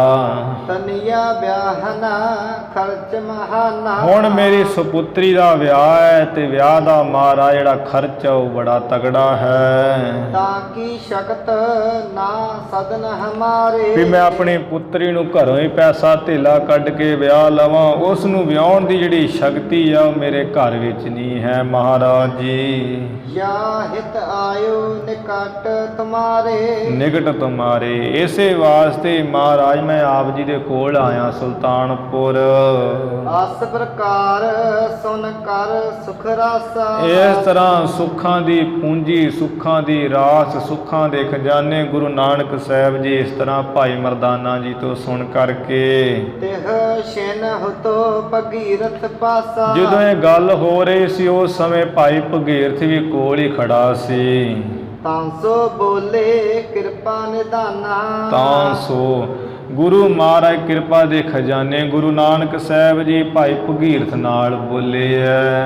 ਕਰਹੁ ਕਾਜ ਤੋਂ ਪਰਮਾ ਸਿਆਣਾ। ਭਾਈ ਭਗੀਰਥ ਤੂੰ ਬੜਾ ਸਿਆਣਾ ਹੈ, ਤਗੜਾ ਏ, ਇਸ ਕਰਕੇ ਇਹ ਜਿਹੜਾ ਭਾਈ ਮਰਦਾਨੇ ਦਾ ਕੰਮ ਕਾਜ ਉਹ ਤੁਸੀਂ ਕਰੋ ਅੱਗੇ ਲੱਗ ਕੇ। ਵਿਆਹ ਸੋਜ ਲਿਖ ਕਾਗਦ ਸਭ ਹੀ। ਆ ਜਿਹੜੀ ਵਿਆਹ ਦੇ ਵਿੱਚ ਸਮੱਗਰੀ ਚਾਹੀਦੀ ਹੈ ਨਾ ਉਹ ਭਾਈ ਮਰਦਾਨਾ ਜੀ ਨੂੰ ਪੁੱਛ ਕਰਕੇ ਸਾਰੀ ਲਿਖ ਲੈ ਕਾਗਜ਼ ਉੱਪਰ। ਗਮਨ ਹੋ ਲਵਪੁਰ ਮਾਰਗ ਅਬਹੀ। ਆ ਕਾਗਜ਼ ਵੀ ਲੈ ਜਾਓ, ਪੈਸੇ ਵੀ ਲੈ ਜਾਓ ਤੇ ਲਾਹੌਰ ਸ਼ਹਿਰ ਨੂੰ ਹੁਣੀ ਚੱਲ ਪਓ। ਇਹ ਸਥਾਨ ਹੋਵੇ ਵਸਤ ਨਾ ਪੂਰੀ। ਇਹ ਜਿਹੜਾ ਸੁਲਤਾਨਪੁਰ ਸਥਾਨ ਹੈ ਇੱਥੇ ਵੀ ਵਿਆਹ ਦੀ ਜਿਹੜੀਆਂ ਵਸਤੂਆਂ ਹੈ ਉਹ ਪੂਰੀਆਂ ਨਹੀਂ ਹੋਣੀਆਂ। ਤਹ ਬਿਲੋਕ ਕੈ ਅਨਹਰੂਰੀ। ਲਾਹੌਰ ਜਿਹੜਾ ਸ਼ਹਿਰ ਬੜਾ ਵੱਡਾ ਹੈ, ਉੱਥੇ ਚੰਗੀ ਤਰ੍ਹਾਂ ਵੇਖ ਕੇ ਚੰਗੀ ਦੁਕਾਨ ਤੋਂ ਸੋਹਣੀਆਂ ਜਿਹੜੀਆਂ ਵਸਤੂਆਂ ਉਹ ਤੂੰ ਵੀ ਲੈ ਕੇ ਆ। ਰਜਨੀ ਏਕ ਬਸਹੁ ਪੁਰ ਮਾਹੀ। ਤੇ ਇੱਕ ਗੱਲ ਯਾਦ ਰੱਖਣੀ ਹੈ ਵੀ ਜਿਹੜਾ ਲਾਹੌਰ ਸ਼ਹਿਰ ਹੈ ਉਹਦੇ ਵਿੱਚ ਇੱਕੋ ਹੀ ਰਾਤ ਵਸਣਾ ਹੈ। ਤੂਰਨ ਆਵਨਾ ਬਿਨ ਮਹੋ ਨਾਹੀ। ਇੱਕੋ ਰਾਤ ਹੀ ਉੱਥੇ ਕੱਟਣੀ ਹੈ ਤੇ ਦੇਰ ਨਹੀਂ ਲਾਉਣੀ, ਬੜੀ ਛੇਤੀ ਵਾਪਸ ਆਉਣਾ ਸੁਲਤਾਨਪੁਰ। ਘਰ ਰਜਾਏ ਸਿਰ ਪਰ ਜਗਨਾਥਾ। ਜਗਤ ਦੇ ਨਾਥ ਗੁਰੂ ਮਹਾਰਾਜ ਜੀ ਦੀ ਆਗਿਆ ਜਿਹੜੀ ਸੀਸ ਉੱਪਰ ਰੱਖ ਕੇ ਭਾਈ ਭਗੀਰਥ ਜੀ ਲਿਖਿਓ ਬੂਝ ਮਰਦਾਨੇ ਸਾਥਾ। ਭਾਈ ਮਰਦਾਨਾ ਜੀ ਪਾਸੋਂ ਵੀ ਵਿਆਹ 'ਚ ਕਿਹੜੀ ਕਿਹੜੀ ਚੀਜ਼ ਚਾਹੀਦੀ ਹੈ ਉਹ ਸਾਰੀ ਸਮੱਗਰੀ ਜਿਹੜੀ ਪੁੱਛ ਕੇ ਲਿਖੀ ਹੈ ਤੇ ਮਹਾਰਾਜ ਨੂੰ ਪੁੱਛਿਆ ਵੀ ਮਹਾਰਾਜ ਜੀ ਭਾਈ ਮਰਦਾਨਾ ਜੀ ਨੂੰ ਵੀ ਨਾਲ ਲੈ ਜਾਵਾਂ ਤੇ ਗੁਰੂ ਜੀ ਕਹਿੰਦੇ ਵੀ ਲੈ ਜਾਓ। ਭਾਈ ਮਰਦਾਨਾ ਜੀ ਨੂੰ ਵੀ ਨਾਲ ਹੀ ਲੈ ਲਿਆ ਹੈ। ਬਾਸ਼ਤ ਦਰਬ ਲੈ ਨਿਜ ਹੱਥਾ। ਜਿੰਨਾ ਕੁ ਪੈਸਾ ਚਾਹੀਦਾ ਸੀ ਉਹ ਵੀ ਆਪਣੇ ਹੱਥਾਂ ਵਿੱਚ ਲੈ ਲਿਆ ਭਾਈ ਭਗੀਰਥ ਜੀ ਨੇ। ਗਮਨਿਓ ਪੰਥ ਨਾਏ ਪਦ ਮਾਥਾ। ਗੁਰੂ ਜੀ ਦੇ ਚਰਨਾਂ ਉੱਪਰ ਆਪਣਾ ਸੀਸ ਨਵਾ ਕੇ ਮੱਥਾ ਟੇਕ ਕੇ ਤੇ ਲਾਹੌਰ ਦੇ ਰਸਤੇ ਤੇ ਚੱਲ ਪਏ ਭਾਈ ਭਗੀਰਥ ਤੇ ਭਾਈ ਮਰਦਾਨਾ ਜੀ। ਪਹੁੰਚਿਓ ਲਵਪੁਰ ਨਗਰ ਮਝਾਰਾ। ਚਲਦਿਆਂ ਨੰਬਰਵਾਰ ਲਾਹੌਰ ਸ਼ਹਿਰ ਦੇ ਵਿੱਚ ਜਾ ਪਹੁੰਚੇ। ਇੱਕ ਦੁਕਾਨ ਪੁਰ ਸ਼ਾਹ ਨਿਹਾਰਾ। ਇੱਕ ਜਿਹੜਾ ਦੁਕਾਨ ਸੀ ਬੜੀ ਤਗੜੀ, ਉਹਦੇ ਉੱਪਰ ਚੰਗਾ ਹੀ ਤਗੜਾ ਸ਼ਾਹੂਕਾਰ ਦੇਖਿਆ। ਮਨ ਸੁਖ ਨਾਮ ਹੁਤੋ ਜਿਸ ਕੇ ਰੋ। ਜਿਸ ਸ਼ਾਹੂਕਾਰ ਦਾ ਨਾਮ ਭਾਈ ਮਨਸੁਖ ਸ਼ਾਹ ਸੀ। ਧਨੀ ਅਧਿਕ ਵਪਾਰ ਕਨੇਰੋ। ਉਹ ਬੜਾ ਤਗੜਾ ਹੀ ਸ਼ਾਹੂਕਾਰ ਸੀ, ਕੰਮ ਧੰਦੇ ਵਾਲਾ, ਉਹਦਾ ਵਪਾਰ ਵੀ ਬਹੁਤ ਵੱਡਾ ਸੀ। ਤਿਹ ਕੇ ਹਾਥ ਕਹੀ ਨਿਜ ਗਾਥਾ। ਤਿਹ ਕੇ ਸਾਥ ਕਹੀ ਨਿਜ ਗਾਥਾ। ਉਹ ਭਾਈ ਜਿਹੜਾ ਮਨਸੁਖ ਸ਼ਾਹ ਸ਼ਾਹੂਕਾਰ ਹੱਟੀ ਵਾਲਾ ਉਹਦੇ ਨਾਲ ਭਾਈ ਭਗੀਰਥ ਜੀ ਨੇ ਆਪਣੀ ਸਾਰੀ ਗੱਲਬਾਤ ਕਹੀ ਹੈ। ਸਰਬ ਦਰਬ ਕੋ ਲੇਕਰ ਹਾਥਾ। ਸਾਰੇ ਪੈਸਿਆਂ ਨੂੰ ਆਪਣੇ ਹੱਥਾਂ ਵਿੱਚ ਲੈ ਕੇ ਵਿਆਹ ਸੋਜ ਕਾਗਦ ਪਰ ਜੋਤੀ। ਜੇਤੀ ਜਿੰਨੀ ਉਹ ਵਿਆਹ ਦੀ ਜਿਹੜੀ ਸਮੱਗਰੀ ਸੀ ਨਾ ਲਿਖੀ ਹੋਈ, ਜੋ ਵੀ ਸਾਜੋ ਸਮਾਨ ਵਿਆਹ ਵਿੱਚ ਚਾਹੀਦਾ ਸੀ। ਆਪ ਸਰਬ ਲੈ ਦੀਜੈ ਤੇਤੀ, ਵਿਆਹ ਸੋਜ ਕਾਗਦ ਪਰ ਜੇਤੀ। ਜਿੰਨੀ ਕਾਗਜ਼ ਉੱਪਰ ਉਹ ਸਮੱਗਰੀ ਜਿਹੜੀ ਲਿਖੀ ਹੋਈ ਸੀ, ਆਪ ਸਰਬ ਲੈ ਦੀਜੈ ਤੇਤੀ। ਕਿਆ ਵੀ ਮਨ ਸੁਖ ਸ਼ਾਹ ਸ਼ਾਹੂਕਾਰ ਜੀ, ਉਹ ਸਾਰੀ ਜਿਹੜੀ ਸਮੱਗਰੀ ਹੈ ਉਹ ਆਪ ਜੀ ਚੰਗੀ ਤਰ੍ਹਾਂ ਸੋਹਣੀ ਤਰ੍ਹਾਂ ਖਰੀਦ ਕਰਕੇ ਸਾਨੂੰ ਲੈ ਦਿਓ। ਏਕ ਨਿਸਾ ਬਸਹਾਂ ਇਸ ਨਗਰਾ। ਬਾਕੀ ਇਹ ਗੱਲ ਯਾਦ ਰੱਖਣੀ ਵੀ ਆ ਨਗਰ ਲਾਹੌਰ ਦੇ ਵਿੱਚ ਮੈਂ ਇੱਕ ਹੀ ਰਾਤ ਜਿਹੜਾ ਹੈ ਵਸਣਾ ਹੈ। ਤੂਰਨ ਕਰੀਏ ਕਾਰਜ ਸਗਰਾ। ਇਹ ਰਾਤੋਂ ਰਾਤ ਹੀ ਕੰਮ ਬਹੁਤ ਵੱਡਾ ਹੈ, ਜ਼ਰੂਰੀ ਵੀ ਹੈ। ਸਾਰਾ ਕੰਮ ਛੇਤੀ ਛੇਤੀ ਅੱਜ ਰਾਤ ਹੀ ਕਰ ਦਈਏ। ਸੁਨ ਕਰ ਮਨ ਸੁਖ ਤਹਿ ਮਾ ਸਨਮਾਨਾ। ਸੁਣ ਕਰਕੇ ਭਾਈ ਮਨਸੁਖ ਸ਼ਾਹ ਨੇ ਭਾਈ ਭਗੀਰਥ ਹੋਣਾ ਦਾ ਬੜਾ ਸਨਮਾਨ ਆਦਰ ਕੀਤਾ ਹੈ। ਨਿਕਟ ਬਿਠਾਇਓ ਬਚਨ ਬਖਾਨਾ। ਕੋਲ ਬਿਠਾ ਲਿਆ ਤੇ ਬਚਨ ਕਿਹਾ, ਅਬ ਪਰਦੋਖ ਪੀ ਕਰਹੁ ਨਿਵੇਸਾ। ਵੀ ਭਾਈ ਸਾਹਿਬ ਜੀ ਹੁਣ ਆ ਸੰਧਿਆ ਦਾ ਸਮਾਂ, ਸ਼ਾਮ ਦਾ ਸਮਾਂ ਢਲ ਗਈ, ਸ਼ਾਮ ਹੋ ਗਈ ਆ ਤੇ ਹੁਣ ਤੁਸੀਂ ਪਹਿਲਾਂ ਨਿਵਾਸ ਕਰੋ ਇੱਥੇ ਮੇਰੇ ਘਰ ਹੀ। ਹੋਰ ਹੋਤ ਲੈ ਵਸਤ ਸੋ ਦੇਸਾਂ। ਸਵੇਰ ਹੁੰਦਿਆਂ ਹੀ ਜਿਹੜੀਆਂ ਵਸਤੂਆਂ ਸਾਰੀਆਂ ਮੈਂ ਤੁਹਾਨੂੰ ਲੈ ਦਿਆਂਗਾ। ਸੋ ਕਾਗਦ ਪੌਨਾ ਪਠਿਓ ਵਿਚਾਰੀ। ਉਹ ਜਿਹੜਾ ਕਾਗਜ਼ ਹੱਥ ਵਿੱਚ ਦਿੱਤਾ ਸੀ ਉਹਨੂੰ ਪੜਿਆ ਤੇ ਵਿਚਾਰਿਆ ਹੈ। ਅਬਰ ਵਸਤ ਸਭ ਹੋਏ ਤਿਆਰੀ। ਉਹ ਕਾਗਜ਼ ਵੇਖ ਕੇ ਕਿਹਾ ਵੀ ਭਗੀਰਥ ਜੀ ਹੋਰ ਵਸਤਾਂ ਦੇ ਸਾਰੀਆਂ ਜਿਹੜੀਆਂ ਉਹ ਤਿਆਰੀ ਹਨ। ਫਿਲਮ ਲੱਗ ਹੈ ਕਰਵਾਵਤ ਚੂੜਾ। ਇਹ ਹੋਰ ਵਸਤਾਂ ਸਾਰੀਆਂ ਤਿਆਰ ਹੋ ਜਾਣਗੀਆਂ। ਜਿਹੜਾ ਚੂੜਾ ਲਿਖਿਆ ਨਾ ਵੀ ਹਾਥੀ ਦੇ ਦੰਦਾਂ ਦਾ ਹੋਵੇ, ਵਿੱਚ ਚੰਗੇ ਸੋਹਣੇ ਰਤਨ ਜੜੇ ਹੋਣ, ਵੀ ਇਹਨੂੰ ਤਿਆਰ ਕਰਵਾਉਂਦਿਆਂ ਚੂੜੇ ਨੂੰ ਜਿਹੜਾ ਦੇਰੀ ਲੱਗ ਜਾਣੀ ਹੈ। ਜੋ ਲਿਓ ਚਾਹਤ ਹੈ ਰੂੜਾ। ਜੇ ਤੂੰ ਵੀ ਬੜਾ ਸੁੰਦਰ ਸੋਹਣਾ ਉਹ ਚੂੜਾ ਜਿਹੜਾ ਲੈਣਾ ਚਾਹੁੰਦਾ ਹੈ। ਤਬ ਹੈ ਭਗੀਰਥ ਬੋਲਿਓ ਬਾਣੀ। ਤਦੋਂ ਭਾਈ ਭਗੀਰਥ ਜੀ ਬੋਲਿਆ ਹੈ ਬਚਨ, ਸੁਨਹੁ ਸ਼ਾਹੂ ਵਿਪਰੀਤ ਕਹਾਣੀ। ਹੇ ਸ਼ਾਹੂਕਾਰ ਮਾਨਸੁਖ ਸ਼ਾਹ ਜੀ, ਇਹ ਤੇ ਬੜੀ ਉਲਟ ਕਹਾਣੀ ਹੈ। ਦੂਜੀ ਨਿਸਾ ਰਹੋ ਜੇ ਨਗਰਾ। ਵੀ ਤੇਰੀ ਬੜੀ ਉਲਟ ਜੀ ਗੱਲ ਹੈ ਵੀ ਇੱਕ ਬੜਾ ਦੇਰ ਲੱਗੂਗੀ। ਆ ਦੂਜੀ ਰਾਤ ਜੇ ਮੈਂ ਰਹਿ ਗਿਆ ਲਾਹੌਰ ਨਗਰ ਵਿੱਚ, ਬਾਦ ਜਨਮ ਜਾਵਹਿ ਮੁਝ ਸਗਰਾ। ਮੇਰਾ ਤੇ ਸਾਰਾ ਜਿਹੜਾ ਜਨਮ ਉਹ ਵਿਅਰਥੀ ਚਲਾ ਜਾਣਾ ਹੈ ਜੇ ਮੈਂ ਇੱਕ ਰਾਤ ਹੋਰ ਰਹਿ ਗਿਆ। ਇਸ ਕਰਕੇ ਮੈਂ ਇੱਕ ਰਾਤ ਹੋਰ ਨਹੀਂ ਰਹਿਣਾ, ਤੂੰ ਛੇਤੀ ਕਰ। ਫਿਰ ਅੱਗੇ ਜਿਵੇਂ ਭਾਈ ਮਨਸੁਖ ਸ਼ਾਹ ਭਾਈ ਭਗੀਰਥ ਜੀ ਨੂੰ ਕਹੇਗਾ ਵੀ ਇਹ ਕੀ ਗੱਲ ਵੀ ਇੱਕ ਰਾਤ ਹੋਰ ਰਹਿ ਗਿਆ ਤੇ ਮੇਰਾ ਜਨਮ ਵਿਅਰਥ ਚਲਾ ਜਾਣਾ, ਵੀ ਆ ਵੀ ਕੋਈ ਗੱਲ ਹੈ। ਉਹ ਜਿਵੇਂ ਕਹਿਣਗੇ ਉਹ ਪ੍ਰਸੰਗ ਆਪਾਂ ਕੱਲ੍ਹ ਸਰਵਣ ਕਰਾਂਗੇ। ਹੁਣ ਇੱਥੇ ਆਪਾਂ ਸਮਾਪਤੀ ਕਰੀਏ। ਧੰਨ ਧੰਨ ਸ੍ਰੀ ਗੁਰੂ ਗ੍ਰੰਥ ਸਾਹਿਬ ਜੀ ਮਹਾਰਾਜ। ਗੁਰੂ ਕੀ ਸੰਗਤ ਬਖਸ਼ਨਾਰ ਬਖਸ਼ ਲੈਣਾ ਜੀ। ਭੁੱਲਾਂ ਚੁੱਕਾਂ ਦੀ ਖਿਮਾ ਕਰਨੀ, ਵਿਚਾਰਾਂ ਦੀ ਸਮਾਪਤੀ ਹੈ ਜੀ। ਤਬ ਹੈ ਭਗੀਰਥ ਬੋਲਿਓ ਬਾਣੀ। ਸੁਨਹੁ ਸ਼ਾਹੂ ਵਿਪਰੀਤ ਕਹਾਣੀ। ਦੂਜੀ ਨਿਸਾ ਰਹੋ ਜੇ ਨਗਰਾ। ਬਾਦ ਜਨਮ ਜਾਵਹਿ ਮੁਝ ਸਗਰਾ। ਵਾਹਿਗੁਰੂ ਜੀ ਕਾ ਖਾਲਸਾ, ਵਾਹਿਗੁਰੂ ਜੀ ਕੀ ਫਤਿਹ।